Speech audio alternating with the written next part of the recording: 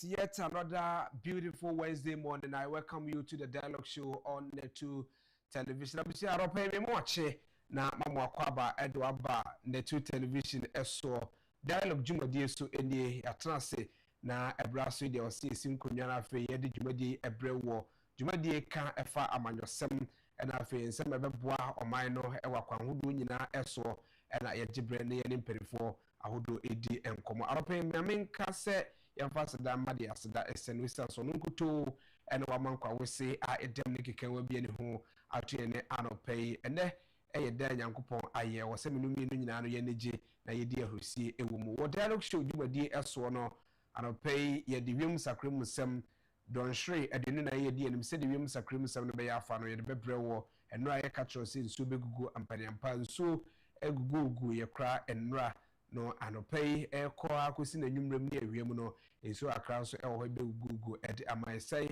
ene be yafa ewie ni sa agudie mrante ba be chietwa na omonso abesome wagudie ekwan so isanse all work and no play Miss Jack a door boy and also you free hop na fe entertainment news kakre or the tidbit around the world of entertainment then also yeah the abrew ewujumadi so interviews ahodo ho na obokrata mboso the major news making headlines in the various newspapers ko wakrata mboso ni nyina no ebeba ewujumadi so na onso watimi ehunu nsemu a etwagu ewo omam ensem de ebi wo ho anopai papa enye asem ketwa kra na ohwe nsemu a etwagu a na mehase enfom free omampani akachi mini wuka say the government no declare wukoda bia say efiti ne ekoi wukoda bia emfa hye fugu ewo mai emu na eye obaka so omampani tu kwan ekọ dwumadie bi so ewo man bi so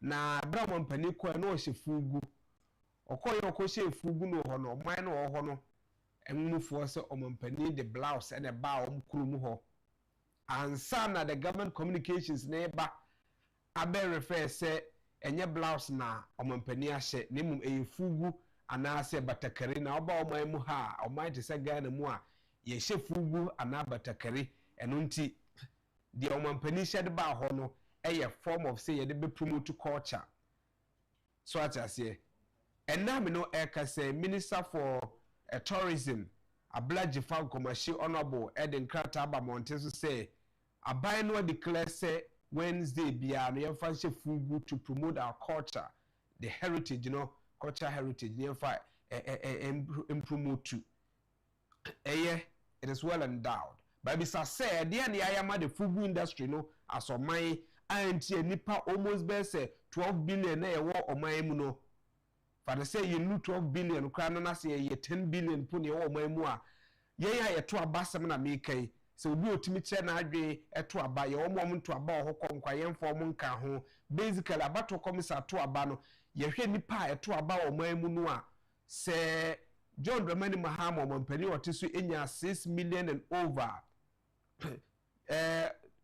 Dr. Mahmoud Bawumia awani nkonim enya close 4 million and over. It means say amwemi yo about 10 million and over ne o mamu a yetimi kira ya dwe yeto aba in as much as possible so mo anto aba no yekeka bo almost be 2 million that just yekeka ko be almost be 12 million ne o mamu a yetimi to fugu betimi ahye bisa said the fugu industry no ede ne ya de amom batakari industry no ede ne ya de amom ye raw materials na ede ye no ye nya bi free he edise nipa 12 million na ekogusu say ye to batakari e betimi sustain ye o mamu ana short term approach ye nya ya na aka ye declare that say asay ye declare that say asay ye declare that say asay no de ne ya ye fundamental ye de be promote sa de from while to the sense say ye be ka say ye promote a ana ye declare say that say ye say a we ni de ye fanase say ye nja nkokokra ye ja nkokokra ndunu omamu nkokwa ye omamu betimi aso ye na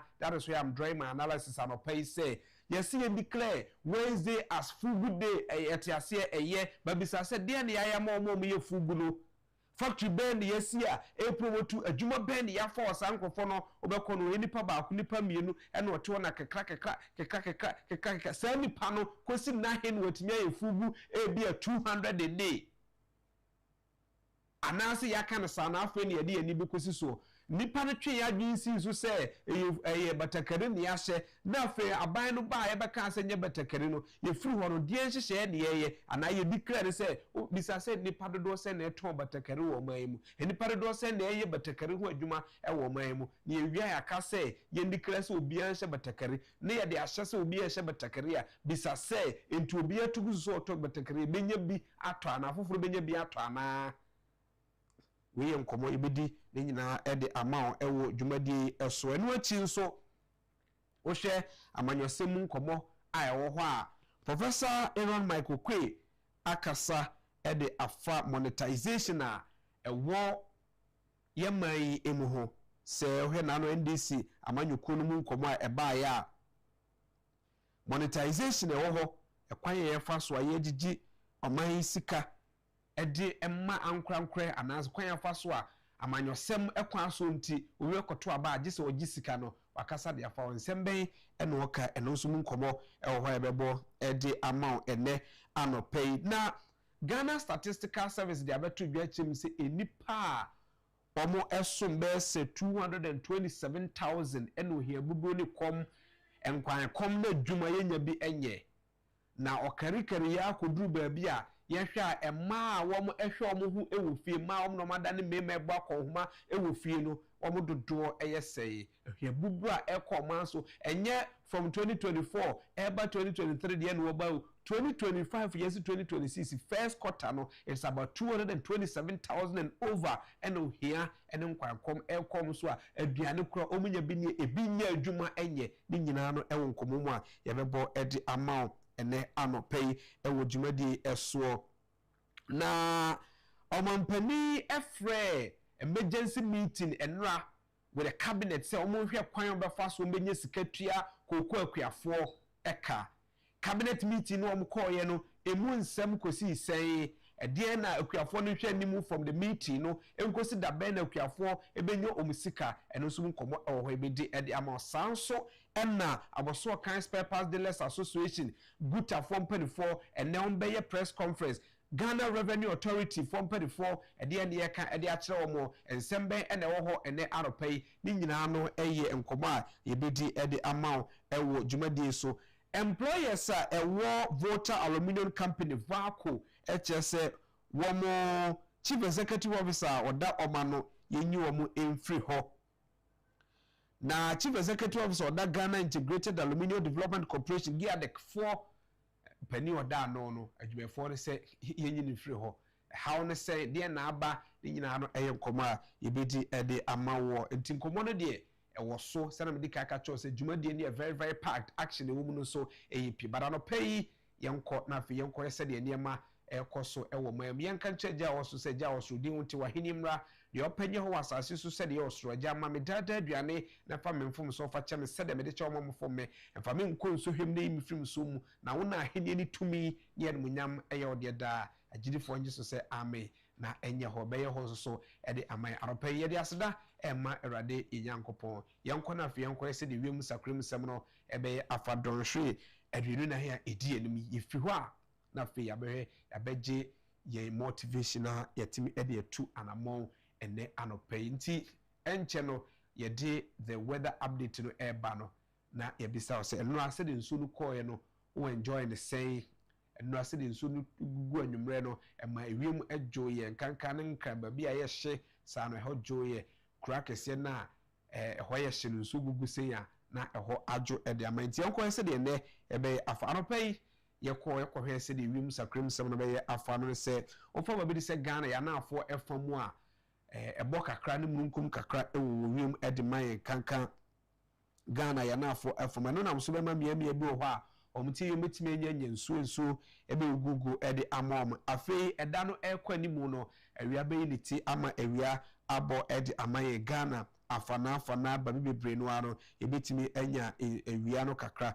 ne mo fiti awia bobrum ekwanwum ne yehwanimu se nsu kakra gradawum ebetimi agugugu ede amaye kanka Ghana yatifi FM ena afi so yempo no ebetimi enya no saa yehwe se Ghana atifi fam ho de fiti anwumrem ho no ena mo awo na na se amahohye no so ebete ama awo abasa mpotem ho ede amom de mu ni nyina no atifi fam ho de ho ɛyɛ hye nti sɛ wode gya ɛyɛ adwuma ya na wayɛ ahweyie ɛwɔ hɔ na watimi ahuru sɛ ɛnkɔma obi ngita no hwehwe ɛwɔ saa bɔtɛmbɔtɛm no yɛhwɛ ne mu sɛ ewiem bɛdwo temperatures no bɛyɛ cool ɛde ama ativi fam fo anɔpɛ yɛgyina aflawo nkran kasoa cape coast akrade azim ho kofodi atimodel kuma so bo aseta kwase hebe kwa kitikrache kintampo gosu sunyane ana tachima no anopai wo hese de niam ete a ewiemu ayenyu kakra ede mo bunkum ejina ewiemu no ejina hamabu pen aduanan na ofo ba bi de se honu a kofodi anu nyina no omutimi ejina ya ho hye no ewosiso pro no so ejina free 21 ekosi 25 degrees Celsius awia boblem no awia be niti ede amaye omanfo a ewo kofodua na atimodel tie ye so betimi agugo sanso na takwa eka ho ejina hamabu pen aduasa 30% awia boblem na awia ne bepeja ama ya ho hye na peja anopai de no abegina 31 and 37 degrees Celsius eviteria boblem ekwanwumem no miamia bebre ho a yetie ye enso betimi agugo ezim ho kofodi atimodan koma so obo aseta kwasa bekwai ketekra chicken tampo ene ne mpotemu wo bra enso egugu no ejina hamabu pen aduasa kosi na aduana eso 30 to 40% ene enso betimi agugo ede ama wo mo ya ho hye no bepeja anase so beti awia bobremu no eba na yumemre ba begina 27 na akosro kwa na 33 degrees Celsius na chese wi majo na yetimi adda Ghana TV from yende tamale bole dama ngoboga tanga na lulugu na wano obahoshe no hyase susupro no so no ejina free 20 ekosi 27 degrees Celsius awia bobremu no ebepeja abegina 37 and 39 degrees Celsius na fe efite yuwem no eso ate abegina 30 and 32 degrees Celsius na chese wo so wiem adwo na omatimi ada epono so eye basabasa kakra de ma afarefo no nti omo manim resa krodom na fe omo pe na kakra enso emfamra na yentimi enjoy bibi kakra ewo ho sei ena wiem sakrem sem no eye afa dontre aduenu na ya edi anim no na yewie ni sa no de yenhwe se de motivation no etie ene anopai se ye motivate wo na kwan ben eso enti say na motivation no so etie ene anopai na de ka kire wina no say push yourself because no one else is going to do it for you. Push yourself because no one else is going to do it for you. Adie biara wo ye especially say wo yare kente wo ho esa so bia ni ho a oba kente wo ho e de ama wo anamo biara wutu kente wo ho na say ye de sua na usua ye ho na sua because obia ni oba besua e de ama wo and the production team no e ka che ona no pai say adie biara wo ye anamo biara wutu no wankasa ye ho na tu I dey say o kwa awo so asoba okwa awo so na duru ba bia se chim na kwada no oba chim kenten ho na ye because nurse fo ejina on chen no enya de obi ebeji achim ede ama wo enti oyire ho chim a na kwada no apie abana so anya oba no a wonso open bi enti abrabo no se wanyere ho ampushi ho ankwa nimu a obie ni ho obepushi ede ama even poso obi ma osika obe expect say would be spending year na anko says because next time na nya dia obema obiem enti yes opportunity comes but once opportunity na buy no utilize it na enko animu say na production team no ka chewe na ropa busia medi e de kwame abo okuda nkwamwa obetia from air komoto I am your host with the most I am your moderator every sabri go say no nkro bebo pa wonsema no adue no e ma kwan ama gudi mrantie na ba beje dwa na omso be some wa gudi ekwan so isan say all work and no play Major Kedo boy. Now Santi Eboa takes on your TV with the world of sports.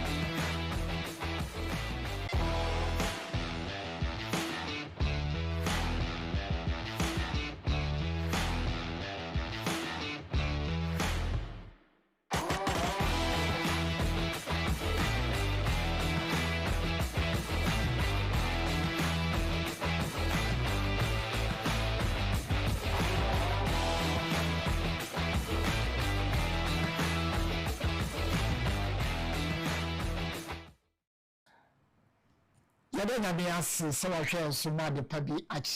is the Dialogue Show, and it's Wednesday, February Wednesday. Today, I have the honor and privilege of being addressed as Alhaji Mahmood Mustafa Asante Yeboah. Nemo akwaba at the sports segment of the Dialogue Show. So, na nina me say, Kumasi Asante Kotoko are in the news. Why? Not for good reason. Coaches, coaches, it is said there, Karimuzi Toko no, Omo appointee interim coach. I have the Prince Owusu Ansa. Ono must say, or Babaye caretaker coach, to put it in a good context. Ama Kumasi Asante Kotoko. And that weekend, they have a very, very, very, very difficult game against Accra Hearts of Oak. Remember, Hearts of Oak, Ahumi, for the 2 weeks, and 10 days at least, Omaji Ahumi, papa. Today are fully prepared for Kumasi Asante Kotoko. So, Coach Prince Owusu Ansa Ejuma Edano. So, I mean, to take soldiers somewhere, not much motivated, but something. Any say Anke Wokotoko hum esisi basa ana eti makrofo play back and sembia nana otekoko so na ebodi a eboye moase otumfo na ase tutu e kan say bibi obeye bia na wabeye wo man ha bia no ayeye aje Kumasi Asante Kotoko. As to why we cannot tell now, Kotoko changing coaches, left, right, center. So what really is the problem? And Mepa will be doing this discussion about club management in the country. So Kumasi Asante Kotoko have appointed Prince Owusu Ansa as a mentoring coach for the time being. Karim Zito all resigned from Kumasi Asante Kotoko. So he's very proud of what he did at Asante Kotoko. Despite the challenges, if you say, about 37 games, a winning 19 or draw 11 and a Olusu 7. He won 4 trophies for Kumasi Asante Kotoko in that period. And now Oji Super Cup, Oji FA Cup, Okoji Toyota Cup was South Africa, and now Osanso J President Cup I did now Kumasi Asante Kotoko. Karim Zito believes that he is still a legend of the club. Indeed, he is a legend of the club because he was part of the year 1983 African Cup winning squad. We wish him the best of everything in his next endeavor. And no, Emma, if he carry me to also a day Emma. Yankee Ghana English Premier League. Yes, and Chelsea, 2-goal lead, they just blew it off. And the neutrals were very happy about such results. Chelsea draw 2-2 with Leeds United after taking a 2-goal lead and drop it guard. So Chelsea 2, Leeds United 2. Kupama. Everton 1, Bournemouth 2. Everton played with 10 men. They had a red card. Tottenham Hotspur, is it the time for Frank Thomas to leave or to be sacked? Tottenham Hotspur 1, Newcastle 2. 2 coaches in Nana almost struggle. No why it to me a bus. But then Eddie Howe has had his last laugh. Maybe that will save his head from being sacked with Newcastle. But Thomas Frank, I tell you, he is in hot waters. Yankee West Ham draw 1-1 with Manchester United. West Ham United were leading, dying embers of the game, and a year Sesko Etik, what an amazing goal from the youngster. Brilliant goal by all standard. Otai Okodua now in America. Brilliant goal by Sesko Etikano at the Manchester United. German Cup, Hertha Berlin, Elusu, Emma Freiburg in the quarter-final stage. Sansuna Coppa Italia, Napoli, after drawing 1-1 with Como, says Fabregas Como. Como winning 7-6 on penalties. Yes, Como a tiny club. It is a young one is a Como, but it is a Dreams FC. But they are doing amazing well in the Serie A. Yɛnhwɛ EPL matches abɛkɔ so ɛyɛ ɛnɛ. Aston Villa and Brighton. Crystal Palace will be facing off with Burnley. Man City versus Fulham. Nottingham Forest in Wolves Bishia. Sunderland and Liverpool. Sansuna German Cup quarter-finals. Bayern Munich versus RB Leipzig. And a Coppa Italia Bologna versus Lazio. Zebi, your coach, Emma Olympic Marcel, Roberto Zebi. Last weekend, they lost by 5-0 to Paris Saint-Germain. And on that score, Roberto De Zerbi and Olympic Marcel are party with. Very unfortunate. Very, very unfortunate because he was doing very well for Olympic Marcel. But they said, Omo Ayese, Omo de Nejumano, and the Atu. So, Roberto De Zerbi is no more the coach of Olympic Marcel Award France Mamo. Yenshe a year basketball finally na yefia no na CJ Winters and Fire Entertainment News and Fire and Brown. You know what? New York Knicks, they couldn't make it on time. Knicks scored 134 points against Pacers 137 points. Samsung Rockets 102 points against Los Angeles Clippers 95 points. Now, Suns of Phoenix 120, Dallas Mavericks 111 point. Los Angeles Lakers, things are not looking good for the big man. 108 points in a San Antonio Spurs 136 points. We ended the course and now matching our basketball. On that note, on that FEBUARY Wednesday, I catch us say, but more than a African way be share. I promise CJ Winter say, no PBA obey to me. I mean, one that befits a virgin of a kind. Now wash it. So my economy virgin there, then unfortunately I cannot get it for her. On that note, we go for a quick break. When we come back, CJ Winters is in the house.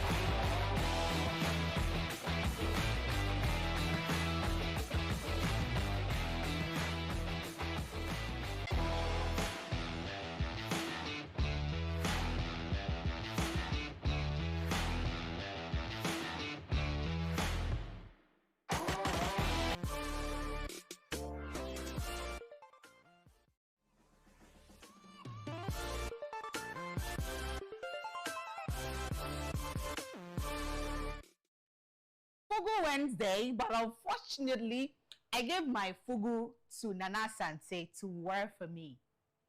And I'm on Tiasi. Someone said, hey, Fugu Wednesday. But, you know, many Nana Sante, okay? 19 no. They're quite ya no. Ebusia, my mom watching. Na my mom wakaba. And bra, the dialogue to Mediso on Net2 television. When you go on Facebook and YouTube, but it's Net2 TV GH. Na abiawa so no ano pay or shame e wo TV so no screen so no. E CJ Winters. E wi ase nyina virgin a obia etiase a obia agi atum. A wona wo se won gi ntumu a na wa send mobile money. Na wo dia confirm me say the American e yampana. Okay. There's a lot of entertainment stories trending, going in and around the world. But they are worth it. They entertain and educative is what I'm bringing to you.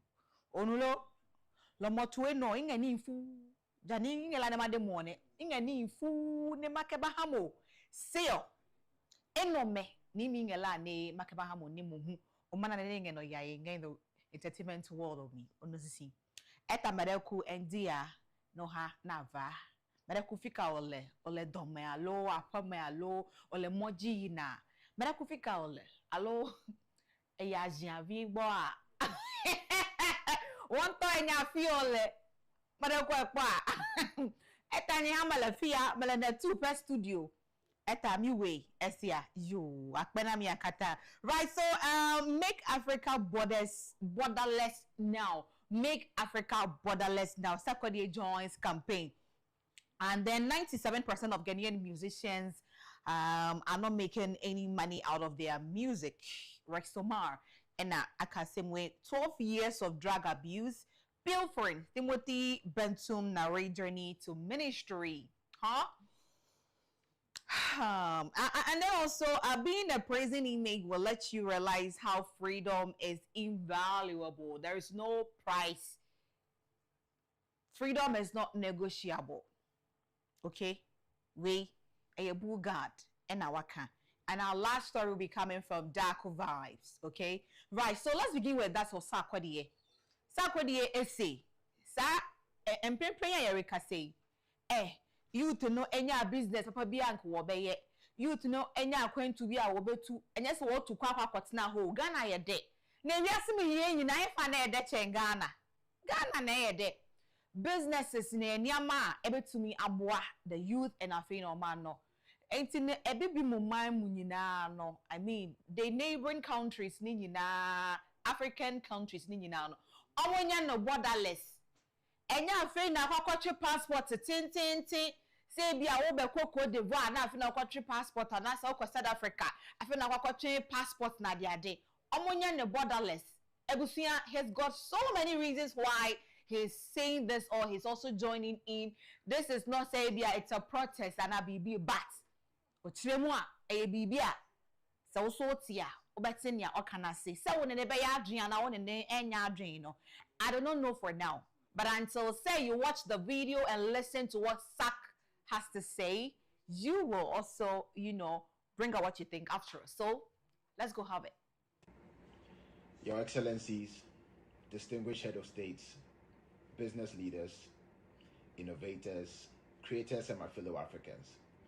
I stand before you today not only as an artist, but as an African who believes that this generation has a responsibility to finish the work that history left incomplete. Africa is not short of talent.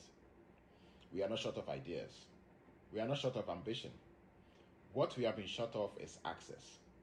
Access to markets, access to capital, access to opportunity, and sometimes access to each other. Borders were drawn without us. Yet, decades later, they decide who can trade, who can travel, who can grow, and who must wait. This is why this moment matters. Make Africa borderless to me is not a protest. It's not a complaint. It's a call to action rooted in economic sense, dignity, and Africa's self-belief. As creatives, we see this clearly. Music moves where visas hesitate. Art travels where paperwork delays. Culture flows freely across Africa, even when people and goods struggle to do the same. That tells us something. The African people are already borderless. Our system just needs to catch up. But let us be honest about who pays the price for this fragmentation. Is it the woman entrepreneur with a great product, discipline, and vision who cannot reach customers across borders because the system works against her? Or is it the young African innovator with global ideas building solutions from bedroom or a co-working space, but boxed by regulations that limit scale? Is it the SME that employs our people, drives our economies, and carries our hopes, yet faces delays, cost, and uncertainty, simply for trying to trade within Africa? A borderless Africa is not about removing identity. It is about unlocking value. It is about turning innovation into industry, creativity into commerce, and ambition into shared prosperity. When women trade freely, economies expand. When youth scale across borders, jobs multiply. When SMEs move goods, services, and capital without friction, Africa becomes competitive. This is why I stand with the movement. Not because it sounds good, but because it works. Not because it's fashionable, but because it is necessary. Not because it is radical, but because it is long, long overdue. We cannot speak about single African market while maintaining divided pathways. We cannot talk about prosperity while mobility remains restricted. And we cannot inspire the next generation if opportunities stop at the borders. This generation has a choice. We can manage fragmentation, or we can build integration. We can protect barriers, or we can unlock markets. And we can delay the future, or we can deliver it. So today, alongside somebody's business, and then you... Abusia, and some asa akwadie e work no. Now after watching no, once you adventure all the time, you know where you can also pour your heart out. The comment section, it is all yours. So you can go right there and leave what you also have over there. Now, we are moving on to what Rexomar has said. Osi, so Ghana music industry no more. Ghana full, empenim full, ehim full. Nobody really want to help the music industry. Inti sa ushemu pa oh. By 97% of artists no and as the musicians no. Okomo de omo and awanga se kom. Or just someone niska. They don't have money.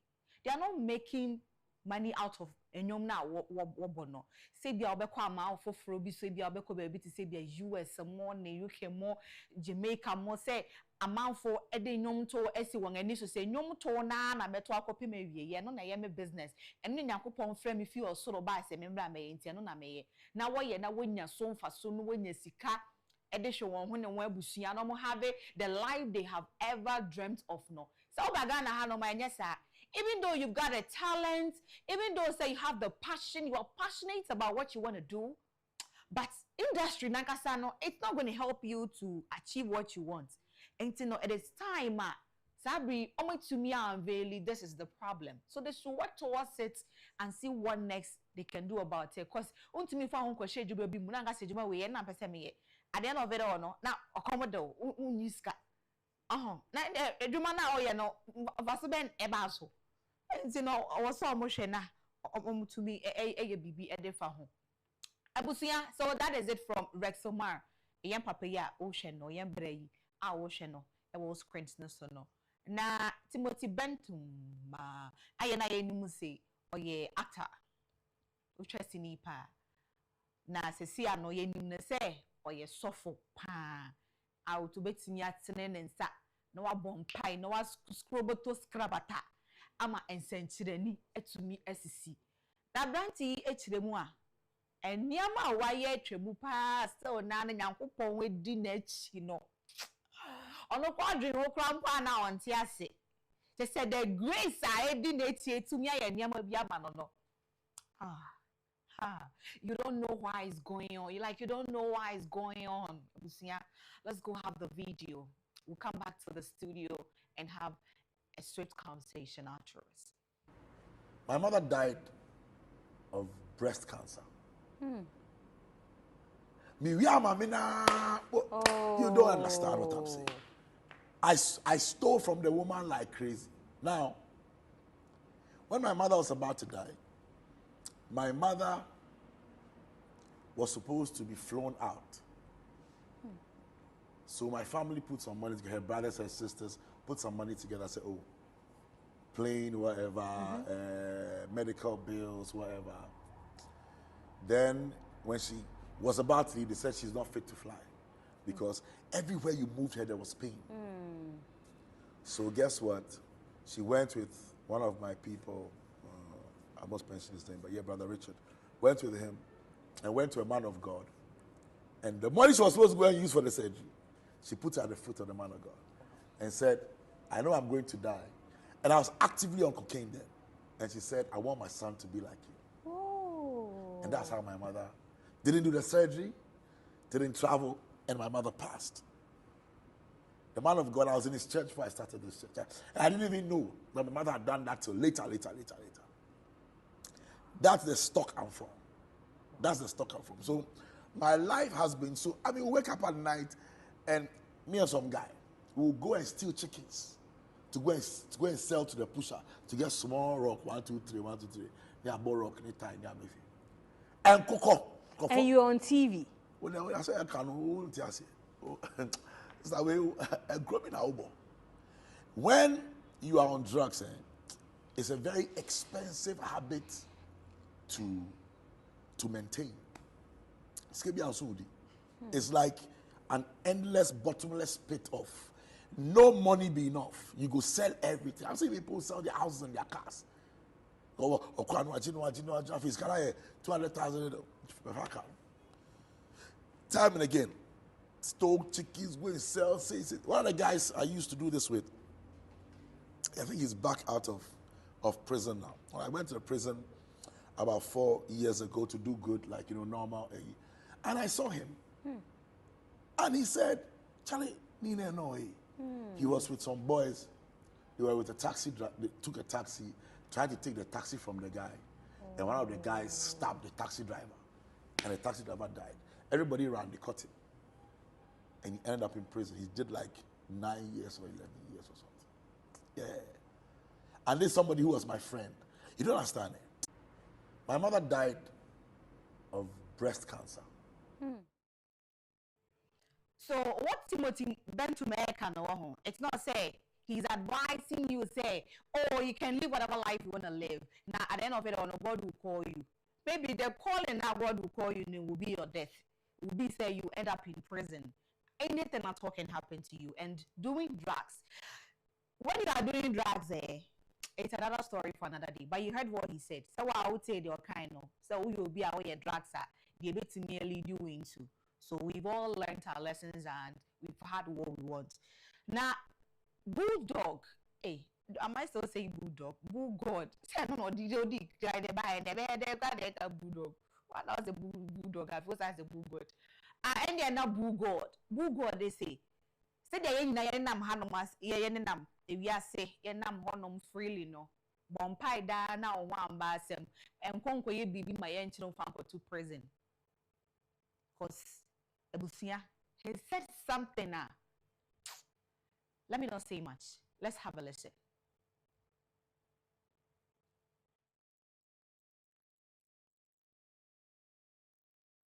Normally anymore. The first feeling that you get when you enter a cell is wanting to get out, because then you're greeted or embraced by like a stench, and heat, and you realize how freedom is invaluable, right? I mean, you can't place a price on freedom. You are stripped of any human exactly. Now I remember my time there. We usually pray around 3 a.m., right? And the prayer is centered on the fact that God should strike the police down, God should strike the judges down, God should strike any law enforcement. That's the prayer. Because most of them there are innocent of what put them there, but by just this injustice that we're talking about, they find themselves there. Unfortunately, these places are supposed to hold you for just 48 hours. And then if there's anything that the law still needs you to be held, you're transferred into a prison system. And there's a huge difference. So you were kept at the cell? Yes. For a month? Yes. And it's deadlier than being in a prison environment. But anybody in the police station right now, if you are in Abelemkpe, now go to Abelemkpe police station, and trust me, somebody's been there for a month in that same spot. They're not saying something like, what? It breaks you.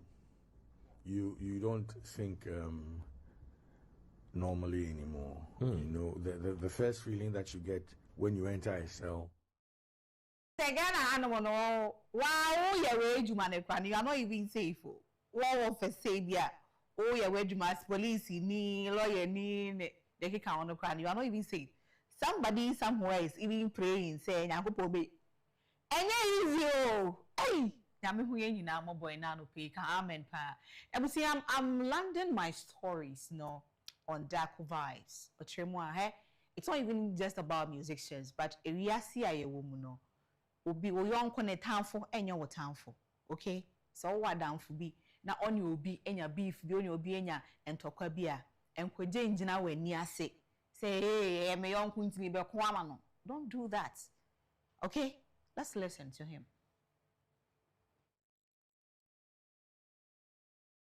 Bed fucking when they were in bed doing their thing. I did, but with all due respect, I came to realize that when they were in bed fucking when they were in bed doing their things, I wasn't there. So if there's a problem between them, I feel like they are grown enough and they should deal with it between themselves. It has nothing to do with any of us. Okay. Because Ochina so move back together now so person consent. Why now would you with you? What you say? So I feel like we should all mind the business that pays us. I mean, if you feel like that doing that is going to pay your business, then you should do it. But I mean, I don't think it's going to help me pay my business in any way. And I'm never ever going to be ungrateful for someone because on it Obi. Sometimes it's not even about you, Dakubai. The fact that there is a growing culture of toxicity.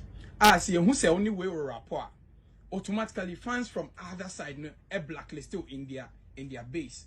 What they are saying, Tibia, a Daku vibe ne, a team A, or some chemistry, and yet Sadia or allegiance to way because Oshe how and your Merqua. That is why I've said for you are lucky to have that kind of connection with both of them. No? How do you maneuver your way with this toxicity? It's just because like I'm saying, I don't get myself involved in certain things. All I said, Obi said me Promise is my, Promise is my family, like I have like huge people that I've built proper relationships with that has nothing to do with music. Okay. I focus on that. Okay. I don't come and, do too much or bite more than I can chew. And I said respectfully. Okay. Yeah. And she said, Nyamani is here. Most of the times like, we shame feedback.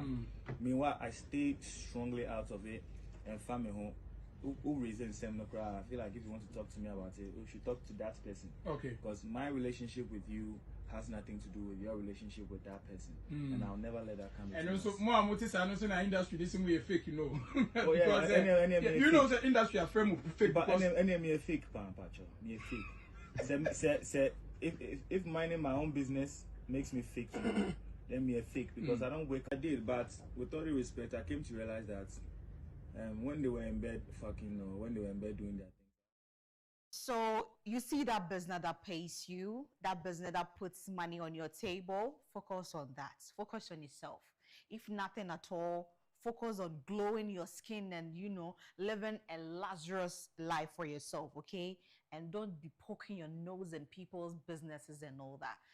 I end it all here. Nah, that is not it all. There are a lot more on the dialogue. We dive more into it and we give you the best on the dialogue show live here on Net2 Television. CJ Winter sending me D. Everyone, Nana made us so me a virgin. I love you guys so much.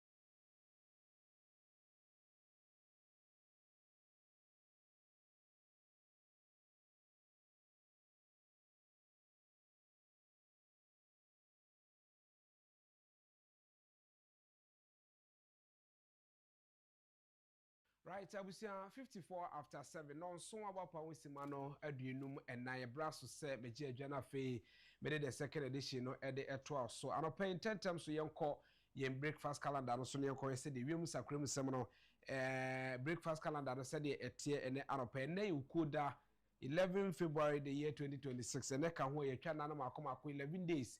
The month of February, na aka 17 days more.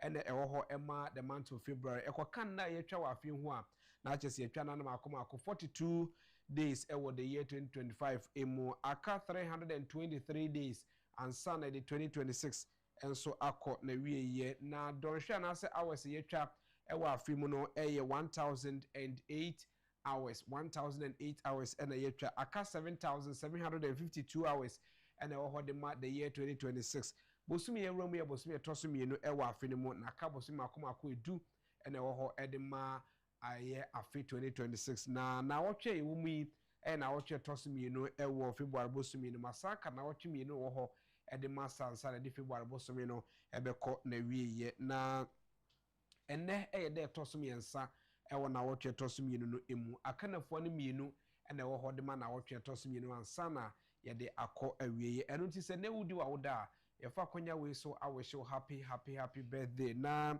ene no yenkai honorable gift Eugenia Kofi honorable Eugenia gift Kofi ye former MP ewo Takwansu ayim ye won 11 February 1958 and when 68 years enti ye man no happy birthday ni production team ni nyina sanso na ye fa konya we so ya wisho wa woda pa a happy glorious birthday ye fro Grace a free fa do one when me say Gracie na we every Esteka Junior a fear despite and wonderful na all your friends are wishing you a fantastic birthday and happy birthday and come on you from Grace a free fa do one from Gracie and I will that you show production team na emo awoda pa enche be kwa homa so na fe ye di nkomo ahodo medical catch that say enra Mampani His Excellency John Dramani Mahama efre emergency cabinet meeting efa akuafo ensem ho ye ne mpanifu bi di nkomo ahwese de ensem no ene nkomo etie na ansara no ye hwe na fe ye mfa na obokrata no nwuru mi ensaka no a na achese ye ne so asande no ababeto so na ya santo wa ha ede the major news making headlines in the various newspapers ko wakrata no enso ede to so ya mache boko de nyame adona so yeso adom so here pa ye mfa na obokrata no enhyase na fe minim se keke kuafo nsem ebebam no so mu nkomo na edi ama atifo. Okay, ebusafo na enwaso said the workers ahodo amesaka o dialogue so bidin yanim no ebeto ho edi ma mehase di daily guide ashase edi ama katafa etoso miensa enansem yi efi anano ada memi de twemu na ukwa ayawaso Easter womo ekoto aba ewo ho enwachi nipa na womo gina womo no mo ye nipa ahodo enum na abato no kwa wiye no baba jama ene edi nkunimu ma kate ifiti na wotwetwemu nyina na omasha sede ba anopensu ebiaba na weni fa baako a kata yi ede ba ye ne se enu ada edom dodo omrahye bedwufie ebe ka se ekwa mofa so moto ayawaso Easter ba no ene video se ba monten so na wo mo hwe kwan pa mo befa so na ka abato no masa to ne biem na so enu ada no ankosi aga no pekata ibo emu amane se enye baba jama nko a ena aya ade ebi nsida Mama shibejafo musubaya no obra mobo anu no mokwa akopri dibre ewo baabi na ekwa koto muso aba nema muche wosumasene e kana esi baba jama de e na baba beto abonten so amonye bia moka eno akinyo no kwampo e na chaade nipa na omo ugina wo hona no omunyo omo chaade ana penkata yi eboyemu amano eno achimeto aso katafa etoso ensia ewo daily guide mu Ebeto Johnson Abranti be your friend Frederick Kumi na hotedi edi abutika ofagna shredu yese waskame mrofu bi enuti ebeche no kwato ho nsemu ebemu ene nyame ya adom ena asisi Abranti no wafa ne ho adi eneyi ono so akwakosi Ghana edwumeku ahodro bi ebi ene nakofo yokofo ena FBI for kwakosi wo mo se ekwan o mo fa so mo che no enamra kwan so enu achi nkrata sembi kura mo ma ne sinsan ye no enkrata no mama na nkan po ehu nsem ko ewom ena mo ma ne pe na wode esi nkrata ne so afen so no obi ntimi fi ba beto na asem no so ma ne kwa mo so emra na mene honorable set osaya kutu emo enkom honorable set osaya kutu eye mrasi bedwani ojema atwemamponoa abato empesua so a deputy ranking member Edma Food Agriculture and Cocoa Affairs Committee ewo mrasi bedwamedo nkuma no afamo honorable timin kan opay amwache so menu ame joso honorable pacho mpomboko de awrade adom no mpa ba egu ha yenso yepa yenso ye de awrade ase na ye ni sobra wanyama ye na no pai se yeni enkomo kakra anope ye ba edwumadie so no ye bobo nkomo na ye kade to ye teamfo anim se nra omampani eto nsafre emergency cabinet meeting se momra na ye hwehwe kwan a omo be fa so omo betu akuafo eka ebra na omo mpani akufo-addo ewo so bibisa ansi se akuafo yentu omo kama ye frɛ cabinet meeting obi amfa na dwen emra se die sa na akuafo nsɛm akwaduro sa nsɛm ni nkomo mo de kan bɔ ho dawuro e de atro manfo sɛn na mugina mu a mo kan nsɛm ya no pɛyi yo minia medamase bebre na mechia motiefo nyina na peso mafa akwanya susu achia be kromfo nyina atumampo nuafo nyina minia asema abeton ebinum afa ne se amanyo sem keke na omunnim se sebe mpreduasa o ma yetimu akuafo a omoyeku obudokoko nso so bere papa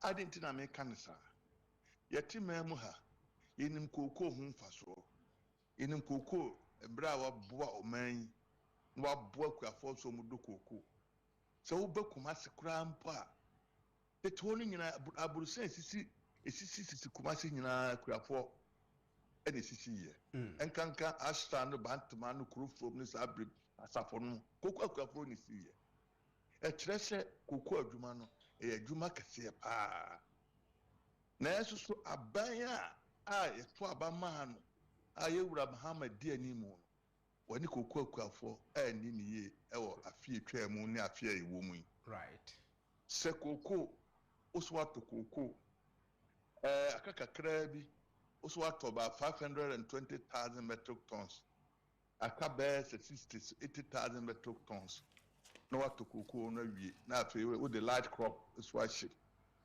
na omu tu akoko omu tum koko bremu bo afire busumi duba ko ese se nipa na afire busumi duba that's what koko no kura bi wada brebe busumi dum ho ba bi o eko busumi nkon ho ba bi no di koko na ba busumi dumi duba ko ye twesika sika ama busumi dumi enu ye be di buronya ye nyina so enim se akuafo afini nyina de sika obenya nyina gira koko obeton no afi no that's right na safi aso na sebe obi odokoko enye sika amfa ne yire ne man na kusuafo ani buronya ya bie school koko akuafo ma wo school nyina so enye sika amfa ama wo na de ahomete kra so ne se koko akuafo a sebe omo yare a sebe koko sika no no bihwe omo ho yare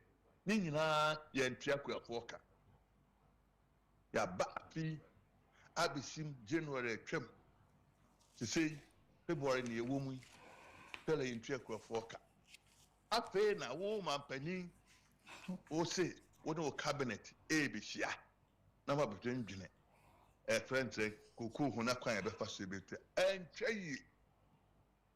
entwe ye kra ba we ne kuafo koko kuafo ani ni ye kra every say so uko mu manifesto mu a ensemo mu aka ede da de kuafo ma kuafo to abama wo mu no ne no no mu yi dedi kan kra ya obi anim no se mo se da na akufo-addo aban entwe kuafo kaye na mo de mo ba obetua 6,000 per 64 kilograms ebi so 7,000 per 64 kilograms sababa na sabo antimi kura ntwe mu 6,000 that time so kura na koko bo wa amanyo so na eso so amansa dwaso nyina na koko bo e wo soro mo antimi ntwe mu 6,000 tanado ko oja mo 3,100 fa July August mo de ebo no baaye no onso mo 3,000 300 over the 325.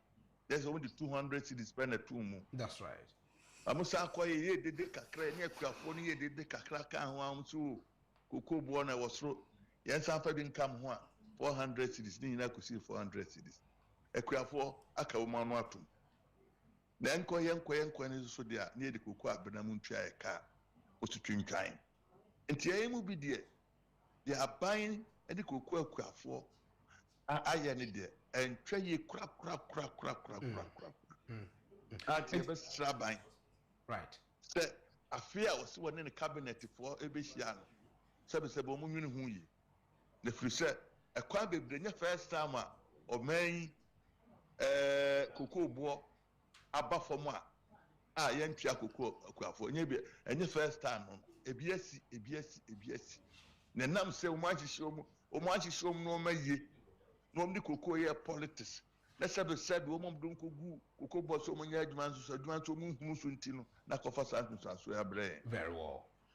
One day we ya o maka ne say se cabinet ni ko hia ye no omba monte so be ka se koko de se de akoye ntie ente bo no so ne ntimi ntonfa makuafo no a mo amodom kuma na fam no ebe mwanwa na mo beti nse bi ati se yase menua esrawala enyini se aba woti so betima hwe akuafo anim no aka se ebo no yate so adenti na make asa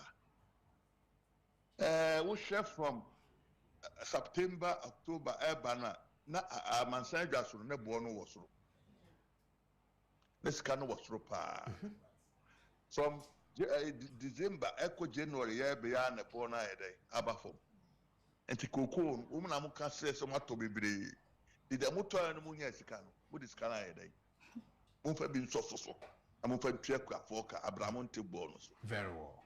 Ye tosu bio ye bobusia e de ye kwan ye bobusia e de hospital na musumu nim se akuafo koko akuafo modern mo body aboa o mayi no na se ko bobusia se be de soso no be de twa akuafo ka na ka ye de ye expect so be ye sa no ni nyira tane bo no e baba pom no de ene nke ene akuafo no ye baba ko da ye wura mahama no office. That's right. Papi so obetua o muka efiri se no mo koko adwuma no o se koko akuafo anim ase de enim se meeting mo be ko no and huntu nsanso no ebe papa ma yenyina na emo ya sa ka kiro mu se koko akuafo no de koko no emfa se bosia na mo de abom to mu sa twa bonus ma koko akuafo no mo sa mpa o mu cho eno ni ya hihwe firi ewura mahama na ban ho. Very well.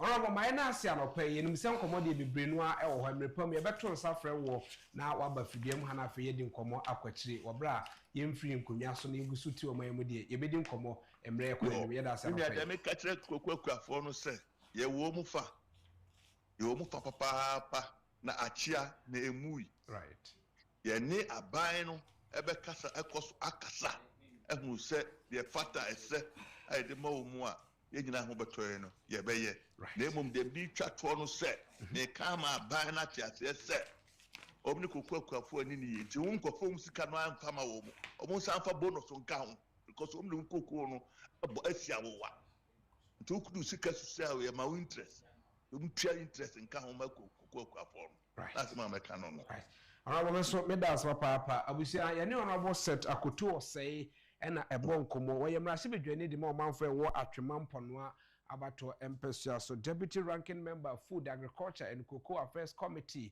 wo mrase bedwam ena ye ne no edi enkomo ya Kwame and now I no go abutrika asem so yeah enti abutrika ho asem no wakata fight so ensia ewo daily guide enim ha say anopai enwe chi kata fight so miensa so ewa se ha say mrashibedwefie chiame na wakasa ediafa LGBTQ+ na wakase womo enhwe na bills no womo enye consideration bi ewomo a anopai no ho asem no so ewo krata yimu abusa metwa so ediama na mede Ghanaian Times ena etwa so ediama katafeto so dumiensa ena eboya manie nkrata yi efri GSS womo ena womo de eba monten so no mo chemu se Ghana ha sei nwane ahodo yedi edikoyi mu no ebusua asefem areho wode wonim se wato aduane bia wodidi akomu na ebewe chire na hawa mane yade a obenyade film no asefem eno hosem ewo kata yi mu a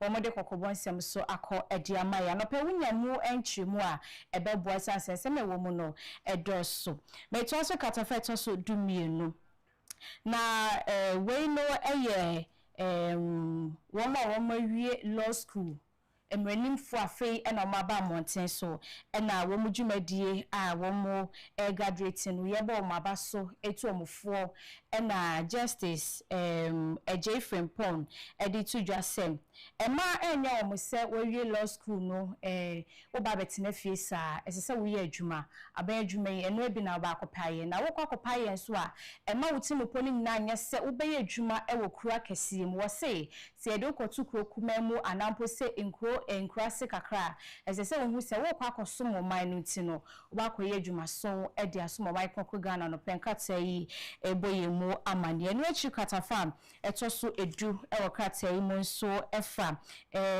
atichafo amochade e wo universities ahodro na wo se mo de ma moten so no mo chemo se enema bia wo na aban no ekọ itase apam na aban endi so ema wo eno ti wo mo pese o mo ko strike nenu ena so afa wo hwe nwomesua so eden sema tudwa chi mo se strike na mo pese o mo konya de beboa ehhehye bi esesa aban ehwe no tu ho na mo de ma wo no obetu ho na mo ede ama wo no so ho asem ewo ahase katafa to su ba ko eye aboso kan spare parts dealers association wo mo ena mo chemo se kwan bi a abai peso de omo fa so no nya de omo boje so esanse vat omo si no mutua 4% na ne ha omo kra ne se wo mo ne aseye hwe sika sebo so ekwa asetena edi to mu se 4% mu se mo pese mutuma enken kopem 7 anase 8% eno de omo so mo ni ha enko mo be bi omo ni no ma gia tum na so mo da ya ade anche eno mo tin fa me mu se abai se or de court 20% na enu mu na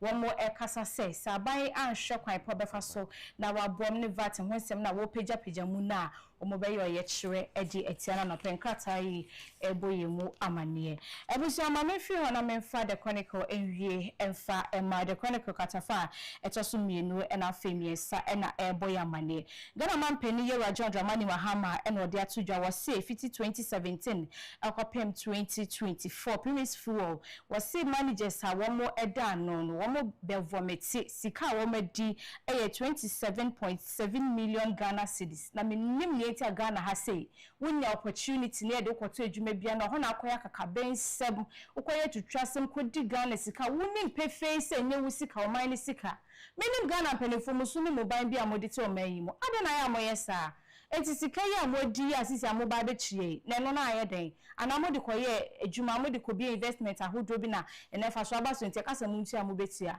minim the reason why obi ye adwuma ontimi fatimu fan ye adwuma woye na wo hwia won kwa asomdwe mu den no obeye ene be se china mudini nam kata mu na ayeden sise sika ho asem na abai anano ade bi baye enenso ebiaba enti anopen kata yi eboy amande mo modi sika ni nano ana mo share premise for so na no pay mo ho nsem aba pamaso ano pay yeto ede amagana for enachi katafa eto so ensia ewase ha sei so eye katafeto su dumienu ewase ha sei so Victoria Mahama ena no pani ho sem ewa ha no pekata yi ebona baso ma me ntem woni etini din pa na se ni din be ko foma ni nyina no na owo sukuma wo sua ade entisisi ade waba monten so a degree ahodo ekra no wo kita PhD anope kata yi eboye mu amane ha ena no penkata me sakaye no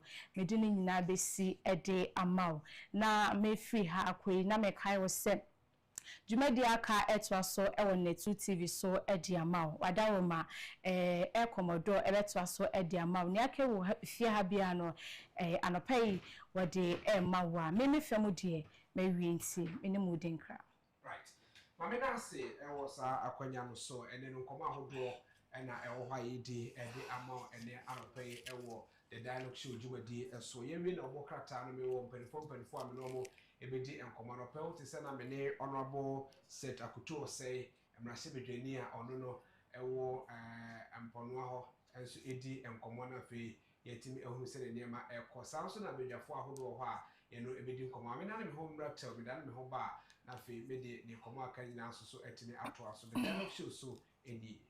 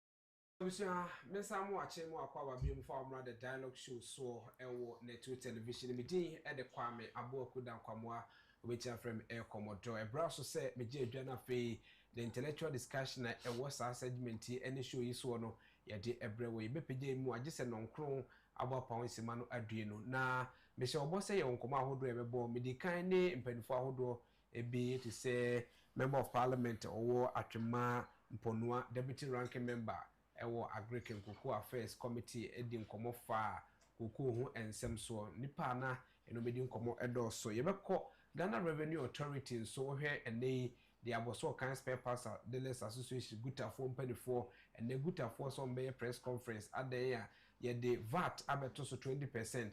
Sa VAT 20% na the abeto so and also be ma be kripo omunuma amomunuma nso akwakoyo how instances will be ba no ba beto niema na niema ne bo nanka eye 30,000 na instance ye the VAT aba as what the VAT to so ntino almost so e so mutimi epejemu ekosoro ni nyina no ye nkomo ebedi wo fiduem ha me wo lawyer akrasi Agyapong e wo ha wo no ye private legal practitioner ye no ebedi enkomo ansa na no ma me nkwa ahoma so na me Reverend John Yaboabe emo nkomo na Reverend John Yaboabe e chief revenue officer and was also head of enforcement edema department and department manager e wo Accra South area e wo Ghana Revenue Authority. Reverend Rotimi Nkano pay Accra is na so mbi nkan Enka so me pa chompo mboko de nyame ado me hoye gede radi ase anopa ye ni sobra wanyama ye se woni edi nkomo no wacheche niam ba ko mienu ani so wadaroma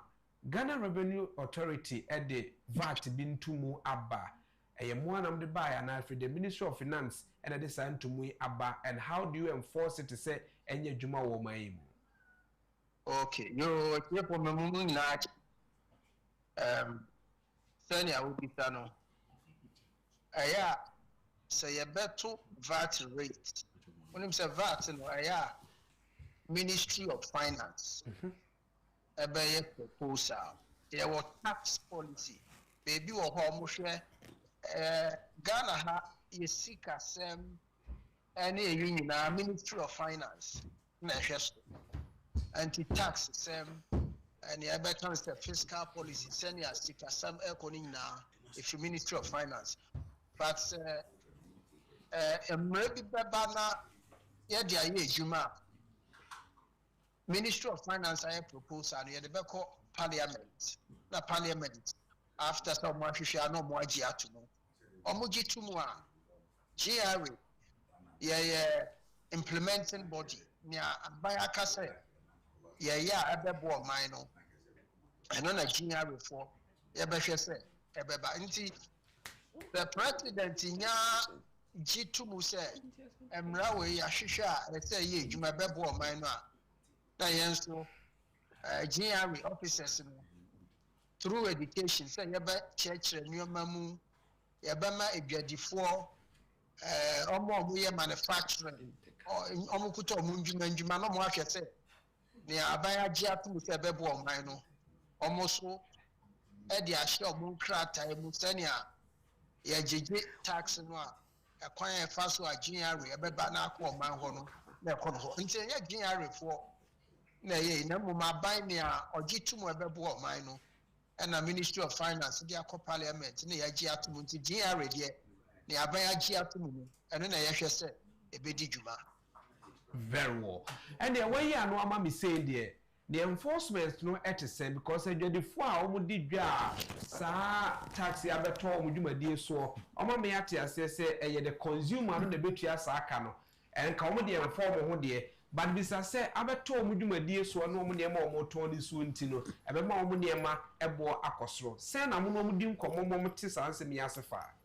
Okay, I think ni nyina ya na senti ase no no munya nti ase no a be hu se nyoma nyina ebe to in the first place so obi koto ade na obeton a ne mfaso a onya wo ho no consumer ne a oto no ono na obeje ti ne nchen now tax so ne sa we indirect tax and yet tax if you say me no wa ye adwuma say wo radio station so me ya adwuma ye tin e bibi a friend income tax and no direct your salary ne atiafi no. Now VAT no ye indirect tax and a consumer tax. Right. Aha. Enti nhihye mu no tax no as I said eka yede to enwoma no a wo ton no so. Now nhihye kakra wo ho ni.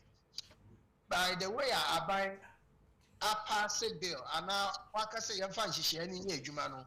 So bi ekoto enwoma of factory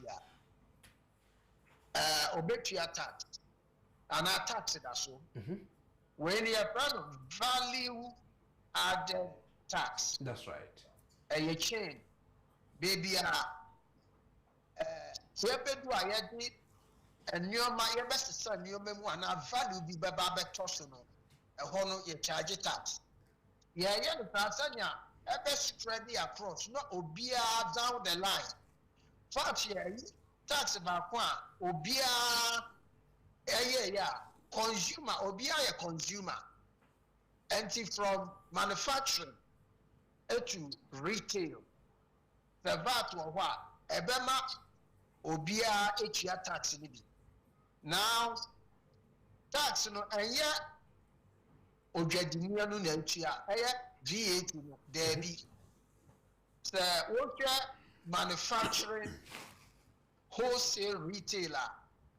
Ni nyina ya na ya calculate ahye mu enti se oton the price ss oton no VAT no consumer no nia o consume final product nia obeto item a woton no ono na etua tax no enye nia oton no na obetua se bia wo tie fi capital mu anase bi debi.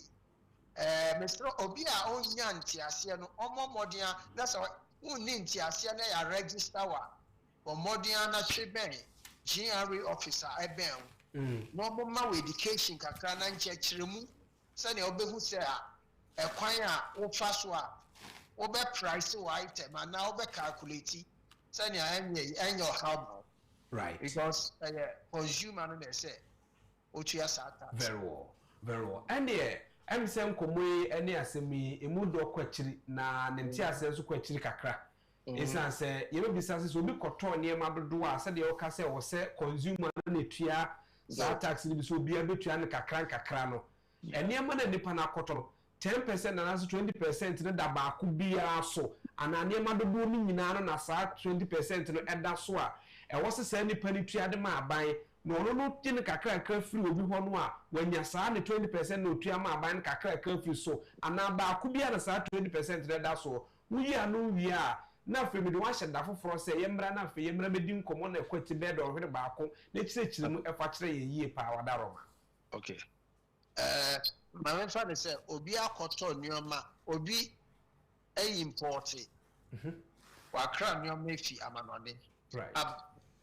Oba ye wo duty a obetua wo port. Obetua tax bi wo port. If I say VAT e wo port. You see VAT ni sani amaka no a chain. That's right. Yes, spread no sani a obia owo memu a we consumer. And now consumer bibi no betumi atua bi. Enti my emfa port dia no say bia obia import bibi efi amanone aba VAT bi wo ho a obetua ontua mfi ni bottom o otua afi wa pan na no say or the corner shop na wakoton oye ne say o de kwa ho na say VAT na utua ye e wo port no your friend no input VAT. Okay. And we input VAT. Oh yeah, you will cost and now be price or item.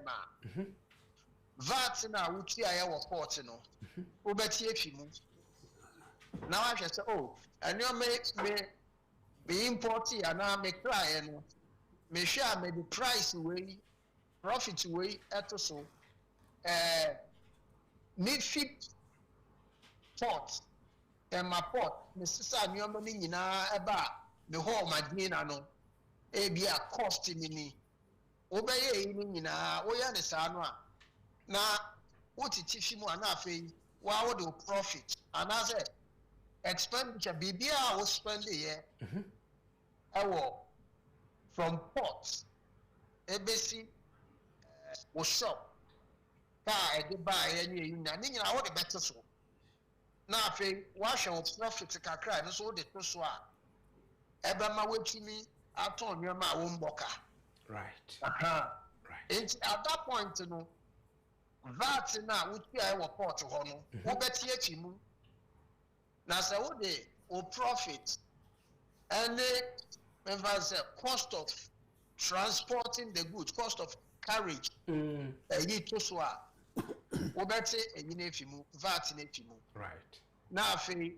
ɛne yɛ input VAT wo de bɛto nkyɛn wɔawie no wobɛkaagye nea yɛfrɛ ne output VAT ɛno yɛ 20%.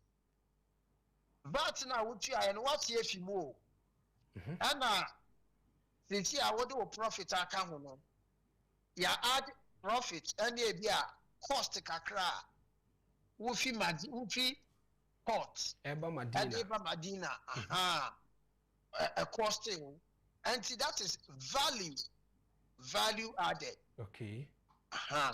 Now what's the tax now which you our pot in efimu and here 20% what efimu and see afena what do profit and no carriage cost account no afena obe charge 20% na what efimu no what efimu that a percentage you bet over afena obe charge never says every pot ba no VAT which you 20% na 100 cedis by the time I would profit any expenses kakra wire account no and so I charge 20% no I think VAT ebia ubenya na be 110 cedis. That's right. That's now right. So VAT na make our report 100 no any input VAT now also see our charge what do profits and expenses come on? Nya wa charge 20% na ma we benya 110 cedis.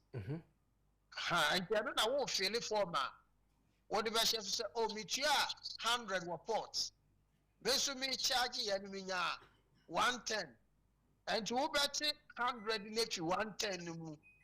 Na nya wo de be bra ban 10 cedis. Right. And no if you won chanyo what GFC customer no consumer nya wo beton amano no ono na otua na fe 10 cedis no na your friend net VAT difference no 10 cedis no eno na wo be fill forms na wo dey abra ban right nti sa na nchechire right we no say the make no ye be to nsafro ebia na wotwe mu ana na wotwe ebesim na fo abechiche mu yipa de ama because wo se mu a wo kan nyina no reverend akwai se yen ya ye to no buawa mu na de o yi ni makoma friend say retail to say bia semina na okofa ye na ewo box mu watwa ne VAT ewo so ono no be yi ni makoma na aton kwan be no be fa so asa VAT ye kan ode beto so a obenya na sa obenya kwanya ba na ye disa nkomo na ma retail for no so ahunu kwan a also be faso na the kwanya mo faso ebo ma me na ase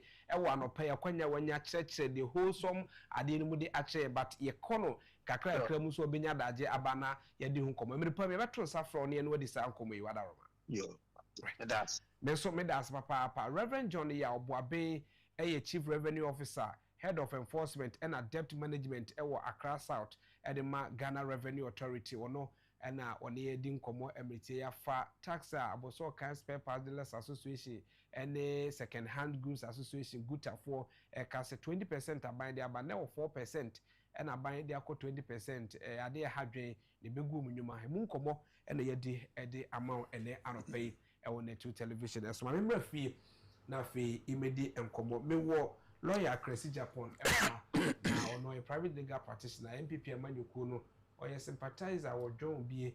And now, so we will rapport Adam Opoku or a first vice chair ede man pepe amanyuko no e wo dome kwabenya abato empese sampa ne fami no na menom ebedi nkomo afa nsem bi atise yi ho ene ka akwaba yeah boko de na metiasi ede jase na enso no pe ni sobra wanyama ese oni eba bedi nkomo e wo fidie ma chama akwaba yeah yeah bibi aboko de Adam de rade and mon fiber aba wi ye hia se e ade ankaja e ko no afa no aye pe no a nke se nka atade ye fita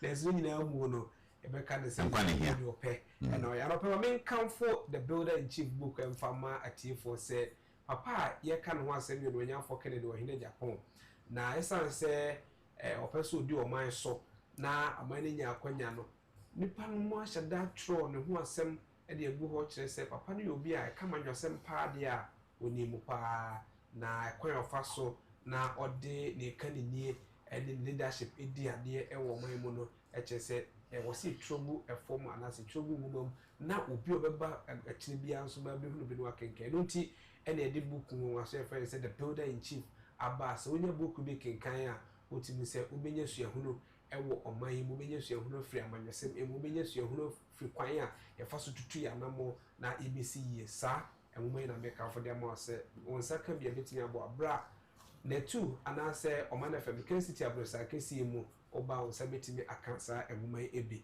na no so etiri abo apapa sanso na dwumako bi de ato se wo pe omo betimi na omo aye adwuma na adwuma ye pese ye no eye se wo ye marketing and sales executive a utimi no obi din komo ma se de paleje tum na obeye advert na se oton na de a sa nipa no ene hwehwe wo ntu ye sales and marketing executive a personals ni na de betimi enya no adwuma sa adwuma ko ehwehwe se akatua de enwe ho kresa se de ehwehwe ma de no o pa ne sakwa ntu bo ho mode e ba on sa betimi aka adwuma frɛ numbers ye de emma we na on adwuma ko nipa nefo ene di enkomo 0208 683 152 0208 683 152 woni sa adwuma ko impedifo adwetwe enkomo na enya akwanya na adwuma wonyanya no so utimi eye also me samo kwa ba me jo so mania ye di enkomo ye wafanu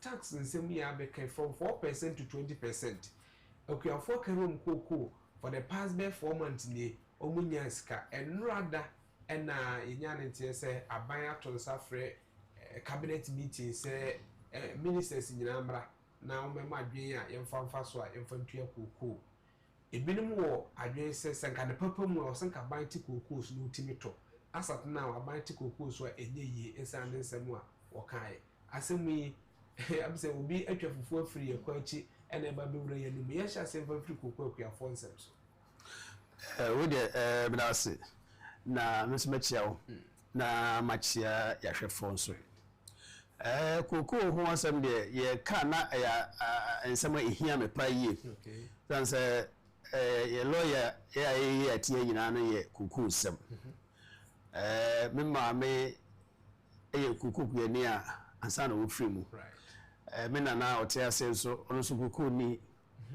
koko ya na ye de atete ya na ya de that's right na abanwe empenne koko kuafo enni ni utie ansa na ye ba beto abai aban ni mpanfo the honorable minister for finance case Atofosen right obega say oyan to aba no ma his excellency the president na oba em say omo 15 million bi kura kamu ni ade a obehwe na omo yi say skari nyina fi wa twetwa makuafo na omo nya kakra de atom woni bi na omo de etwi omo apisi mu ni ade a ekowi ase afi ya ba bi say enya ade a omo de ne kura na omo ato ajifufu ne fro nsem ni kura no omo etwi aka that's right na se bi ka fra pa fo say wa nya ade ama wa se a enya abo ne kro no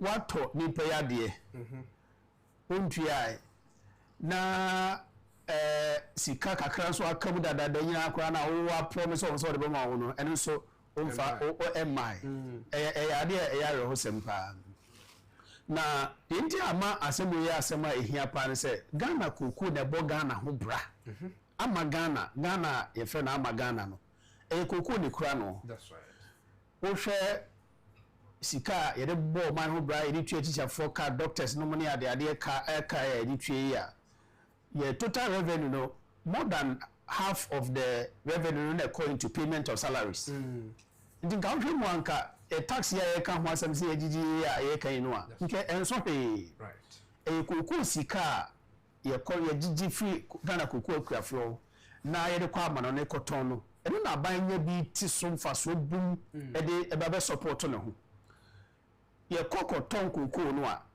akuani outdoor no koku bra obre hwe nipa obre wi ase pa number 1 akuani that's right na obakako timi koku be bo kwako ye hono magina de beba na aban no be gi koku na free nsem and normal circumstances anka o ton wade a under a fair principle be in memu freedom of contract nipa no a ono kura na ade a wo to no ono na yen hyehyeye emma nipa opese oton ade ye de man any sika opese ogie then so aban twa control mo afa kwani ne ko achi no de ria national no munti no ono kokoji koko ni free kwani ni ho na ono mo no aye intermediary ono akọ de mo free ni amanoni free akọ akodi dwa na ton roba wa chi sika ni ope na de fia bi ti se o wadu na ode amakuafui na ne se mponu na nka odi omu sika omu se ode ma won no kra ma won a enka se be kra nka titi na ono agi koko efi onsami okoko to no chemu kra na sika nko uhwa amanone price of the ton koko no na uhwa ebo a ede makuafo na eye twamene bo eye sisi complete ene na finance minister yemi apayi atofo be ka che say omu nke sem ke tue mo kana kora the current price ede mo bu nke say yes na kora 50 million kora sa 50 million no aka no ho obo de obo ba the this sika na be ebe so onso sika mai abi sisa atami omo de enso ya to so ene so ye mfa mom no ka so ba beto so 50 million na mom no buy the first to mu kora sem say 1.2 no de be kan a 50 million no kora mpo ama hono ni asam no nti de ono kan se o akamu a aban ba ko etwa me yan bibi aban e block ya fokro no na wo sisi wo edi wo na wunti obo de omba de beba no se sika yi ama nti mu so kura nka be bo wo nso ama nti we na ko ze na ye bo akuafo no ni asa abra wo su enye ya aban hwe ye appeal to His Excellency the President na on hwe na ni manu ya se de wo ka se obese oboko cabinet meeting na oboko discussions na omhwe asu how a obetimi afaso na omo etimi ahwe sa you know omhwe na omuntwe akuafo no kama na akuafo bredodo very well omo bredodo rapwadem yenim komo mfa omunsemi mu kakra na yehwe se de enkomo ekowa ban a na woso wante se akuafo bo dede bi etisenye wante se akuafo yedede a na so mo kasa fo makatwa de na wote aye yeda wasio omampani apedja koko mu free ha kosi ha ne mpresa so otu koko mu no over 100% or the tumu de mo adam tam na se koko ne na be 800 or something ema so ade be do 3100 eni omo ka so be do me ko 7000 6000 no yentumu be mpre no omo de akwa ko do 3400 I don't know obi mpresa de do 3000 no de do 3400 still sikano so cancer my yo opening dase na we na no esese ye suahunu edema timamfo okay wonu se kwatre kwa mpenfo burobi mede anam de kakra kam okay se kwatre kwa kase obeche udumasa wonu se ye mu bia ye ni afika kakra tete no na ntoma dumas ye ntoma bia esombo pa right na sebi ye na kamfura kente anam so minia na che dumas right obediedi ebize mfura kente a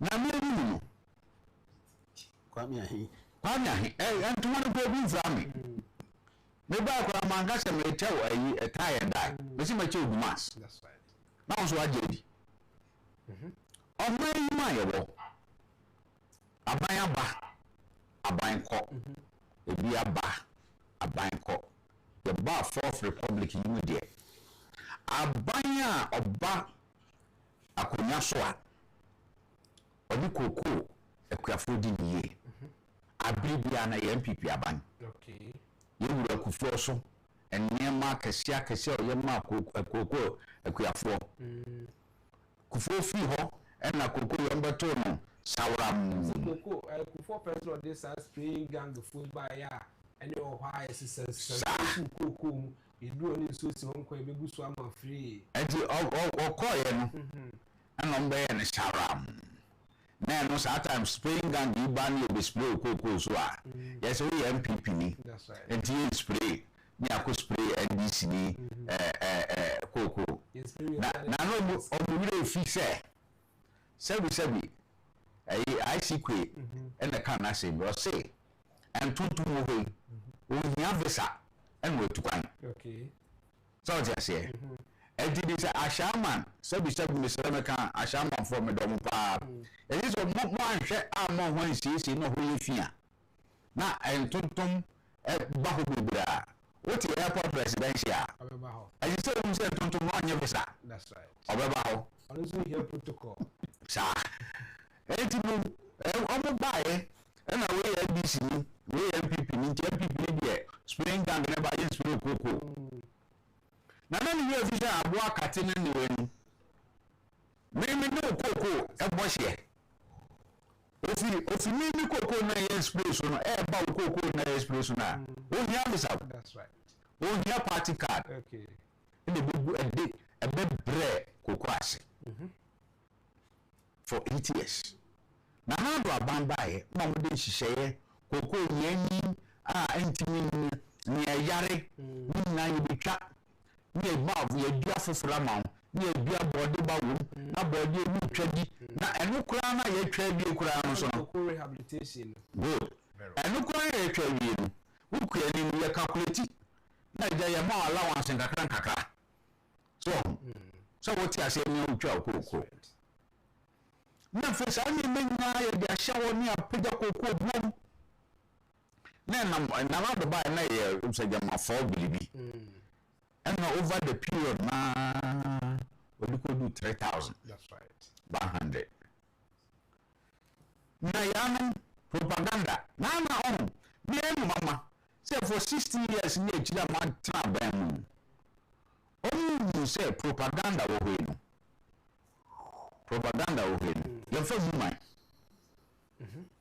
because say propaganda no an say we dey ato na if you be dey say no correct na fe eba na fe ni awka fa o say yo ya na we hwihwiri fa he said the way propaganda film says some sort of communication oh na masa abo sebo ana say sebi abo preko we gare ni senya we preko the beneficiaries are to ketre so no ne wo tente ye pa o ma no bro de enye pe so enna say wakoto koko ekuafo mo se den obi jaka eto ho na se Ghana kuro yankasa etiwe afi bia bambia bo betoka no anhyehyɛ atua that's right ni anyi ndi ekwa anim no na watime atua ka na ka eso ate na bia beka ho na ka be ja krode ye den obi sisi koko ekuafo enuma esamra na momo so koko ya mo se koko road na se bi mi papa ni koko da nso apim krom edukrom awo bebura chi ho ono kwan na mo isiri gbon o koko be ni bia ho enso si koko road dey da be kwan o isiri gbon dey da so na monkan na mo ja ka bebura ebu ho right no bia ba be ye mo abetua na wo ja wo ba ye na betua wo si koko fama na wo to koko November no on twen ko si April na April sata ni ewie IMF and she say et mu betima average sika am e dey twa koko fama ka na ye bia no Argentina chief executive or the deputies Land Cruisers no mototoye any pickups no 150 pickups on motoye ɛsɛ ɔmo de yɛ operations no na ade na ɔmo antwɛn na ma IMF bailout na ansa na nka ɔmo atɔ ebi ane no so see IMF conditional to some talkers ɔmo ba yɛ no chief executive na ɔdo mo yisu ka wo ka no sabi ni mobi no work Cocoa board no the deputy chief executive in charge of operation Dr. Opoku okay ne ka no yisu V8 yisu a oja hokoye no ka no kwa na ejam say 2022 as to 2023 and the ka no mu ndimi yisu wo Cocoa na wo to a unya alala wo ho edi bitua wo ka nya wokoto ewu twiaye na won say no omodo ma no do nwere no ebi wo say no say satan no no do ma no do satan na ebi mo na say no yes ko wura dum na kan sa kodo won say wo right mo na say senka man ko yes a propaganda na enka mu wa konya so mi ni ko akuafo betranse say mi nuanom say na aba ndi ebe ne den ni ato adwen say wuntimi nko ho at the same time experience and perform oma betwem e de manage Cocoa emri bi atwem Cocoa yi say ene nyam da so ye for sale Cocoa ye ton na price ni shoot course empenifo timini oma moto Cocoa no satan ye deliver Cocoa no mo ne mo tena se ye nhihye say ye sa ta emra moto e na wo fam dodo say akwa do almost 100% increment and the anye day and sa so na yenhu say ne be ye no enya sa na mo de say eso atia anya atranse na mbatranse na essence say ni de ni ho ni no ya de akonya betu V8 mu en Cocoa farmer akotra Cocoa farmer anim na akotra Cocoa farmer anim kwa nka de nka no Cocoa ana mi obi kura no wasan kutwa coffee ho aka ho o jere Cocoa farmer say wo level we do no ni sa level no ti njo Cocoa no nua coffee ana say de no mo pa kire ni say won say na do mra o de Cocoa ko 3000 wonya nkrofo bebe a omo ba social media Cocoa akuafo say wutwa one galamsey for beton 1 acre asase omo ma 50000 na enhihye a na do de ba ye no 1 acre no so woton a woti Cocoa na woton a obenya 48000 enti galamsey nso beje wasase na say forever enso wo Cocoa a na afi we wonya 48000 the following year no obenya 40 enti wonya ho mfaso eche galamsey right ne nto mo de encourage nkrofo say omo nyina omo enfanye Cocoa na wo say no galamsey to atese nia onu nya akukuduru asem de meye Cocoa onu say oton Cocoa ni ma November ebesi ne wantua ne ka ne ba a okọ university okọ obefa so akọ obekọ akọ bobusia asa ne baneti makọ na yire chop money ode be man bro nya atare aye ekura se de nka ye woto bro nya atare ma kwa ya afiafi say agbo nya twa wi wo de wo ka kire am say wo di bro nya baton bom suspend bro nya we man bro papa that's right remember cancel omo mu ye dwuma Cocoa board ene akuafo enfo na o say take priority because said the ewura adam mu kai Cocoa ni entry card na so bi onu ti Cocoa house we Cocoa board ni enim se de bu Cocoa and so the pay et say ni ehwe se aban hyehye ya wakoye ni meeting wakoye ebekoba se yenti Cocoa akuafo so agana fo nso msa yento e Cocoa ma aban so base yenti Cocoa ni Cocoa no so na yenti so na enkusisen na say ade no ye ko enim ne yachi Cocoa ni no kakra na ono no kora no mu esisi no Ghana sisi Cocoa ni ache o se san kora tumuma no Dr. Ato force na ka say 15 million bi ko ba bi an ka say de source 3000 so enya fan source no o san kwa akote so enti so de nya dia me ni say Ghana kwani bi aba preso say de kakra no kora na e de ma na no kora nso no a wo print mu no yen san kora san konkonkote so that's right na no mene nana oso chiao ebon komo no ye aguna krofon so hene o ye member Edmakoko Board Education Trust Fund and now ye 2024 National Best Farmer o say omuko meeting and so omuko nkunyabo no nyeme wo mu nyina no ka ne papa mu ampa dia o say abaiti ase na ne papa mu ampa o say timiti kokun so na ye timito na mmom ye kotese se kimu a ahwa breach bebo enya de betime sa kokokwe ni bie ni o man we mo beti sa asem na se say ne papa mu anka say ye timiti so say ne papa mu a sanka say executive so ye timiti to on salary so nyesa ne papa mu a anka MP member of parliament say ye timiti pay so nyesa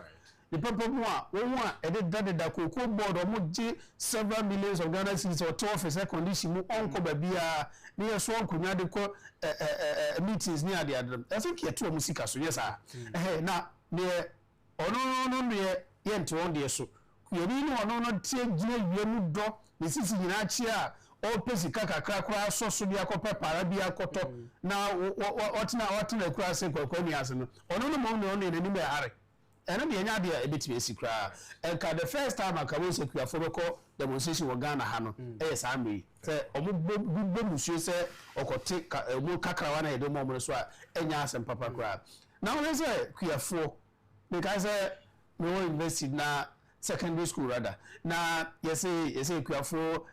Cocoa, if I say scholarship be na yes, Cocoa scholarship, yeah, na nom near my minimum na Cocoa Kuafua. Ye na scholarship ye de man scholarship no hun ka ta nyina gu nkran kura na e ho na Cocoa na kasa firi ho no ye pre ye nya scholarship ni that's right Cocoa credit esinka ha yes sir SMK see kura so se hwi ho na Cocoa no dudu na do so pro efi ho ba no Cocoa credit ni ho Cocoa rose be ko na afa ne se so enti ya fa Nipa Ghana aban emunu pa wa fa ne sese bi kafra toilet paper eyekuani obi ye Cocoa chief farmer ewo area bi so ne ba nya scholarship da so ye the title na to say chief farmer ena make am so agi say wo ye hwe Cocoa a wo ye mfu a wo ye ena ye chief farmer be ma enu kura no sika ye di won chanchan de kickback a wo tuetue chire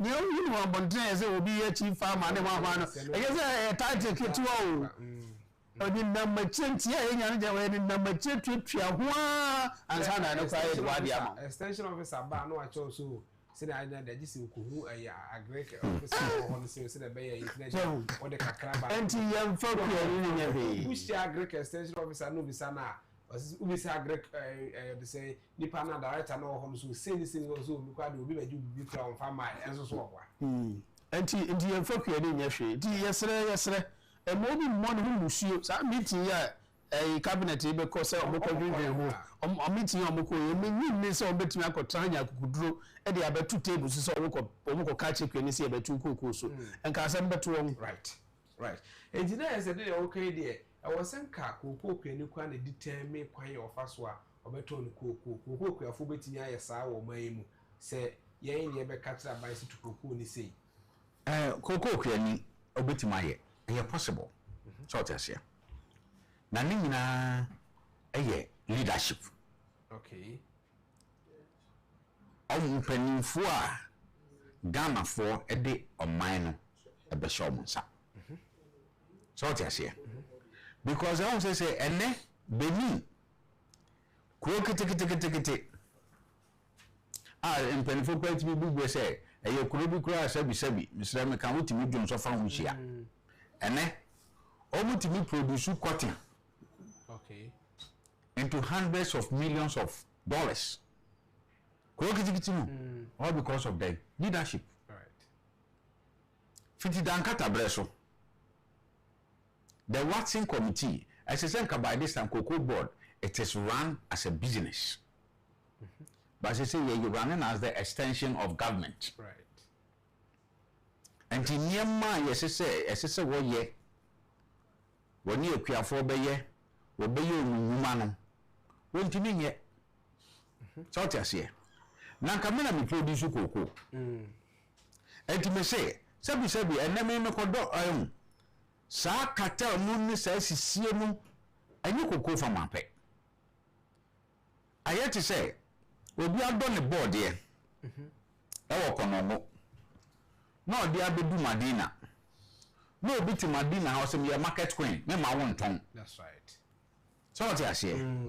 Now leadership papa na here drink for who krom ha. And can you say or yeah aban sinem wa ha me fa say MC no. As you say here one market bi wo ha bi a farmers exchange. We a farmer na wa kukudu na do board dey aba. Obi a open wo say ne boy say ne open no a den wa beto.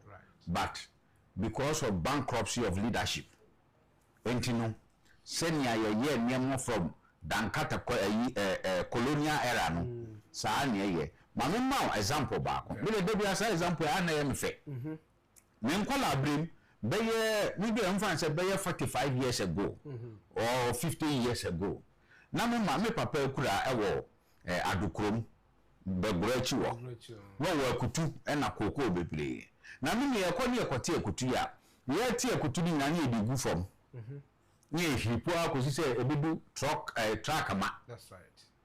And so na truck never ban ye best say akutu be wie ni. Me lose be 15 to 20% because of heat. That's right. Ye wie na edigu ka mu a ye bedu kanehia. Ni abehwe agu from. No kwabra ne tia awiem na bi akinyi sie so. Bi a be take be na wotwe ni nu ansa nya aton akutu na wie. Ye beton be wie na be 20% in so heat ama na pro. That's right. And already, no production losses, logistics, no 40%. And in I could do a single ton of barcon, be a 50%, no. As I said, we turn be a bear 50% because we have lost 40% of it. And look, I can boom bear 9 and no sana. So, Nentino, Sankey a drink cocoa in one. As I said, in the first place, Munga Reception Center Bureau. A Carnation market say for oranges. And your bar a honey digu and you say I drink gun any because we a leader, oh drink man for one. That's right. One other area, you think about their health. Because all drink health, no, it is bringing about savings. Because if we spend less on medical bills, it's a savings to the government. In terms of what? Time. Productive hours. And there one aspect. Now we say, as it said, oh assembly now home. So okuyani a phone or ya. As I say a man and one and the kutu say beer. We provide even crates on credits. Aye, we be share 100 year perforated in from mass circulating all tea kutu no share and by the time aka beba no na 5% to call lose year. Right. But you need some mindset no. Mentino politician nyambe ebewura politics leadership of elese a birth right. So no there on na se for de bi omunye yi okuyani there e wo so birth right say we do hia e no kro wa kosi daudi bom so entino koko farmer akwan bia ye be fa so a wunya sa freedom no you can determine your price because you say bia na say o mo dey ya koye gold board edimi amem kita bi gold no me ni akonya se me se na mpese mton no na o ma gold board ye be ye de ba ya do ba bo se he no and no musu right cocoa board the same thing Ivory Coast cocoa world price no ekosoro ha amuso farmer no ne price e den ekosoro enti eba form na wo ka kire ne say this ana akonti say na aketua say ne eto na on complain na Ghana ha ekosoro a cocoa farmer no baby ekosoro a woni me onya bonus mo executive no okay they get more bonus right esa so no na kosoro eba for so dey a na kuani ni epesi ekomia no executive not one big man not one ono dey on sofa I didn't say banisa. Na me ka me ne panifo bebre di nkomo say yidu si e gbokuafo abaso a bia na yabo obi the best cocoa farmer. Cocoa no a yebo na baso mu no ene ma chiche ne fertilizer volunteer boot.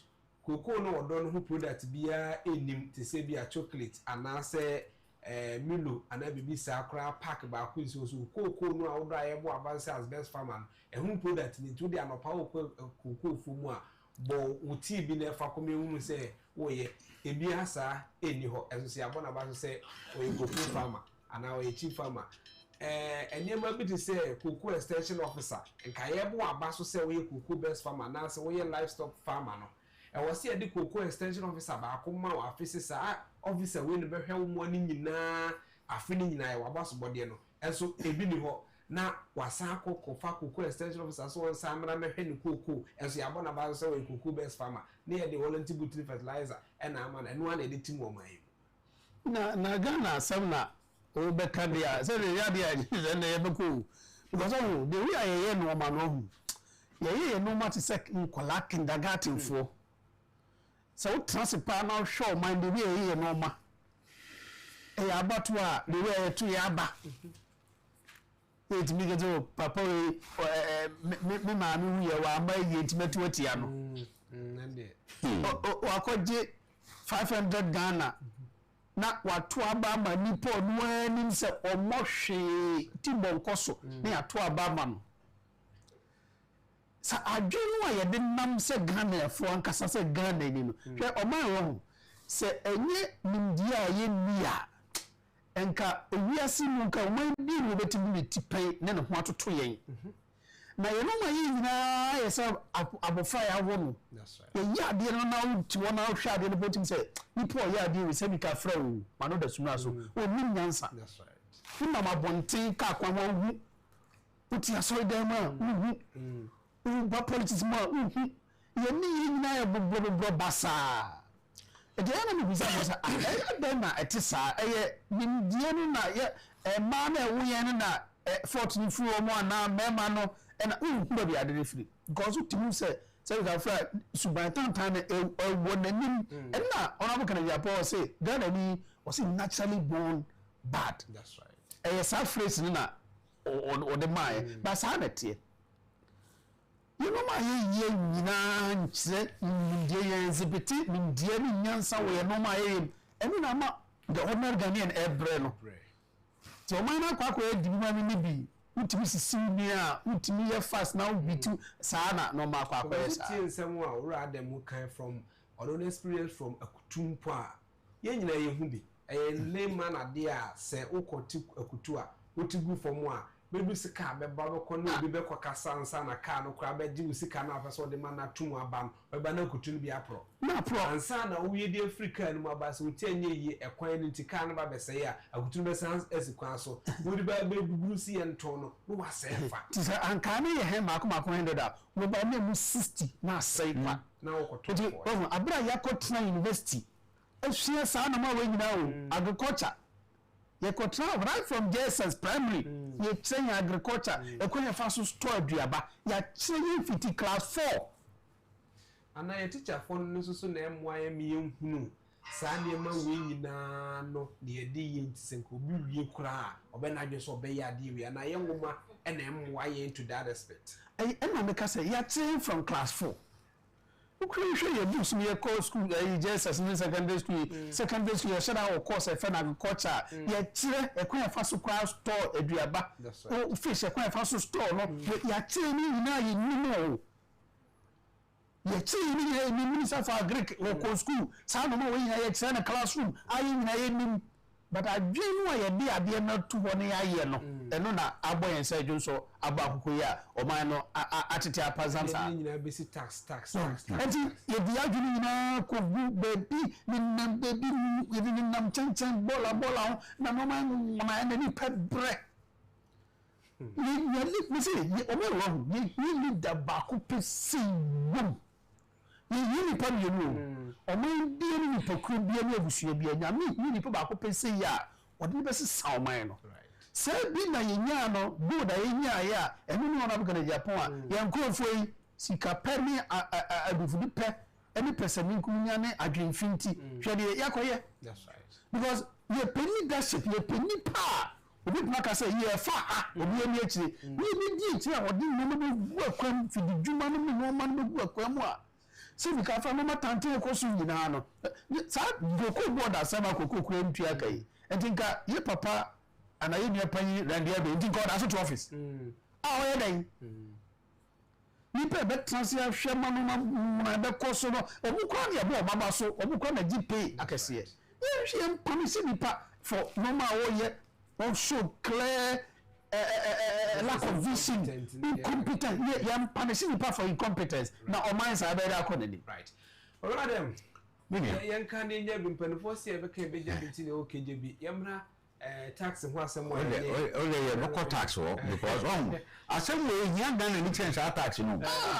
Yeah, my no example. Nansenya, statistical service. At the bar, Ghana, a FEBUARY bayre. Just one product. I get two a pro, and we are two over $320 million. Almost sound for a crowd, and they say no more coming come on here, but us and really. So leadership doesn't see anything wrong with that. You use it for a go. He and the come is about 227,000, just 2025 year, first quarter, second quarter. Leadership will anything wrong with that. Now you're spending over 300 million Ghana cedis. I say you're the top sanitary part. Actually, I'm a school from Kuala. Is that the priority of a nation? Then what is the responsibility of a mother and a father? Is it not any better say cocoa farmer no ton cocoa no tuaneka no no to the bottom? A sika 10 cedis and now 5 cedis and man about quarter sanitary part. Dance the banning now, na entianic papa ne papa ka na for be free. Yeah, I don't know. We say sometimes I say be most of the time. I cry for Mother Ghana. Say the sense so. What's the sense so? Chase a woman.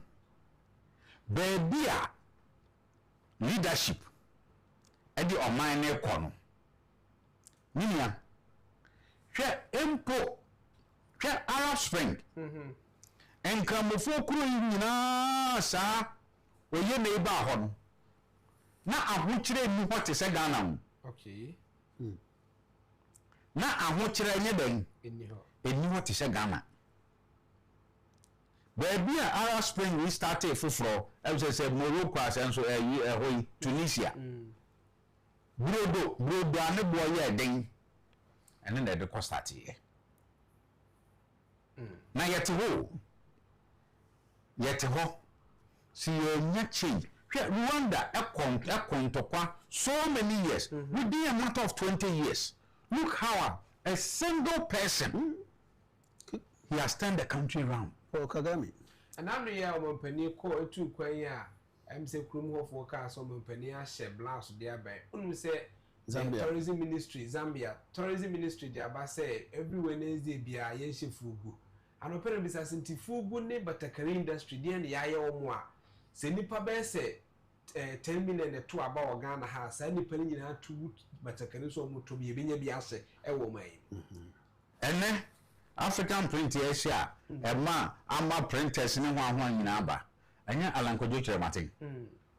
And you were Kufo. Right. Emreso and a Friday way an African print. Look at the employment that it has generated. We are only interested in tax. When tax from 4% and they are 20%. Now the Ghana for Nankasano. Except for Taye, you suban. No man Ghana say. I would check a crabba. And so share. Talk with one say, can you be a P? So on. Who's you? Kai. Baby, I'm sure me who can you. Esa say obon some other can some Dutch remino. And he said, I'm call some gem. Because I catch up so obon some gem grad a asemka. And yes, I'm a tear or hotels a papa and wine. Hey. So, you know. I was saying people are buying any papa. That's right. Almost a year and a bomb. You know, you better spare pass, Miss. Right. Cancer. I won't cry for them. No. Let's say percentage. Some say you say no spare pass for no way for the say and come there form say Ghana for a yen so and na almost be the aboy de say yen ka say form ho do bejai name mum ye ba na se neman boy de am obi anka because 4% na e dia could 20% no on be carry out to the consumer and ye no mienu ya how almost sa tax market woman and so kwa abode no wo aboso kan wo de market woman insurance. That's right. One so kwa abode no and next betting near 10 cities ah. One so kwa no so de ne tax atoso no de amount 50 cities. No. wo hwe adanchechemi ya ye papa yi reverend no ede bre ya enoma ennan wo mu a eno na ejina so a mene ne enya adwen. Okay. Ne bi kan no tax ya omo kan say sa na tie say 4% e na omo kukuru preko atwamenebo e dey akọ 20 a unreasonably excessive. Okay. Say ko fa parliament ma finance ministry na no mu editu mu ansa na omo so about the ono peska the ono onya ko odebe call 100% odebe call 100% increment and I say obetum be 100% kwa ono peska ntino but your fee say how maybe which may yeska be obefa ho, right, but unreasonably excessive because I dey 4% now wo dey ko now wo tumu now if you peja na wo dey ekokodru say 20% now so more than getting to about 500% increment unreasonable wo dey no hwe ekwan ya betimi affect enyuma no a dey kan no na reverend no echemu say enya de a eye nipa no ankasa na oye business person na ebetwi asa value added tax no me no nya adwen because say nipa no ko fa no man free amanone na ode ba onu na obe pre-finance tax no. That's right. Obi tua tax no wo habo ho no ana port ho no e dey ama estate no ansa no no abechagu no man so na consumer no so aba beto no so aba betua, right. Say we me sa na excessive maybe can be man business na akapo because first no na otimi ton ade no koba be imprensa san na fe no aso a na say mpajaye no interest na cost mpajaye no increment na cost na be ma ade no bo be dinti no buyer no betwentwene na so woni tonim enti say okomprensa o abuchi no kofa ba e say we na oko ba kope ebeti ni business no so to wona be pre-finance into otua. Okay. Obi no eto nchen so a ebema ni tono se ne etie no so no enko hwehwe ni ntini so na be affect the business no ebe affect the business no because obi lusu revenue by so doing so come yensa bi aka ba ko bi no nya 100 Ghana yensa no be 300 Ghana. Yes. Be say ne yen tono hwehwe ntini obe ko ba ko penti no mfa so na nke so obi ye 300 Ghana be tia ba 100 Ghana. Very well. Eti unreasonably excessive percentage biya ni say wo dey to ade so a so hwe in terms of the reasonableness now hwe ekwan ebetimi aboa ama businessman no so otimi stay in business now per tax nti now so tax ni na kogu so na crepo businesses collapse a ebe lead to unemployment because nipa no afa nipa ba kwa na ni bi na boa da ma na ye adwuma na ekoba say ye no ma ya tutu mu nti no ontimi nyamfa so ebetimi nya na se na unya na obetimi twia adwuma efoka na so osoma bi na osen onyu adima onkotra fie omunyi no oma be affect omo eti increment no annual pa se sa na tie se de okay eye enema no kwantum no na ode atoso ba ye ebe yi ni kakra send your price because Ghana higher system of price no edifa ukoha we bonko ti kwan be the because e benya no the price ayi na ye pa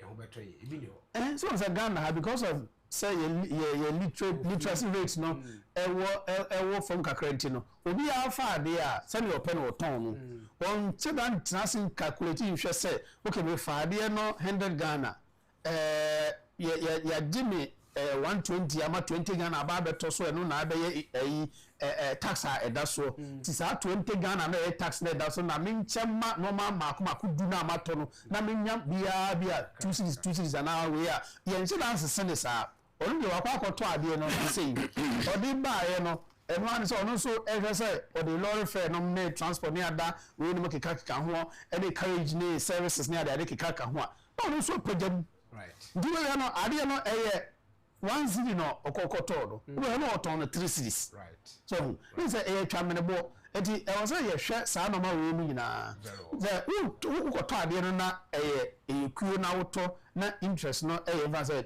4% sɛ na ɔmo yɛ ne yi a wotɔ no maako no nso a wo calculate na wotɔn a saa na yɛ sɛ wosanya the same percentage no na aboa ma nso wotumi akyɛ gu so na wonya kakrakra afiri so right abusia hemra so sɛ yɛde the dialogue dwumadie no esi ɛha na me ofa ya omofa boache edit today's agenda ebeto asoro pay ote lawyer Kencity Agyapong enka na lawyer Kencity Agyapong private legal practitioner sanso ena rapport adem opoku first vice chairman ewo domekwa benya abato empesua so mo na beboa yen wo intellectual discussion eso yankopon ayadoma yede edu sambempe so yi anopay amemfa kwanya we so na abofobia wo ma woda omode beda yi question pepepe emfa emomo na mamisha se emfa free Grace a free fa and then woda ye more happy birthday ye from Grace a free fa do no anim ye say popularly known as Gracie from Estica Junior a fear despite and all her friends.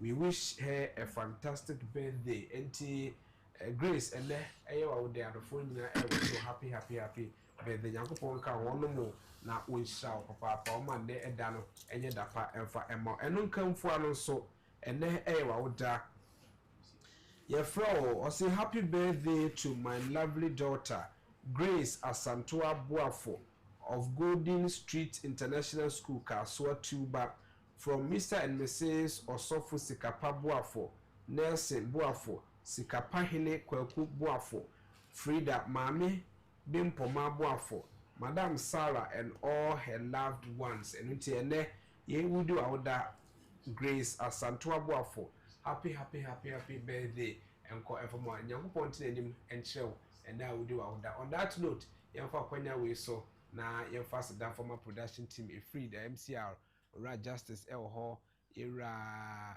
Benjamin Dixon Tay Ekahobe he was ahin Ekaho and our friends no Ejano Ekahobe focus na for de na elekem enso ye na for de ema dwumade na edru mempem so adru ya bra kwasi ninsin no nyina ebo achidom me amedi dwumade ho chia me medin e de kwame abo akudan kwamwa obecha from air commodore your host with the most producer no eye amo omunyina eye o mafam de ama dwumade na drum pempem so atisi nyankopon ya adom chena ebesa hia e the dialogue show eso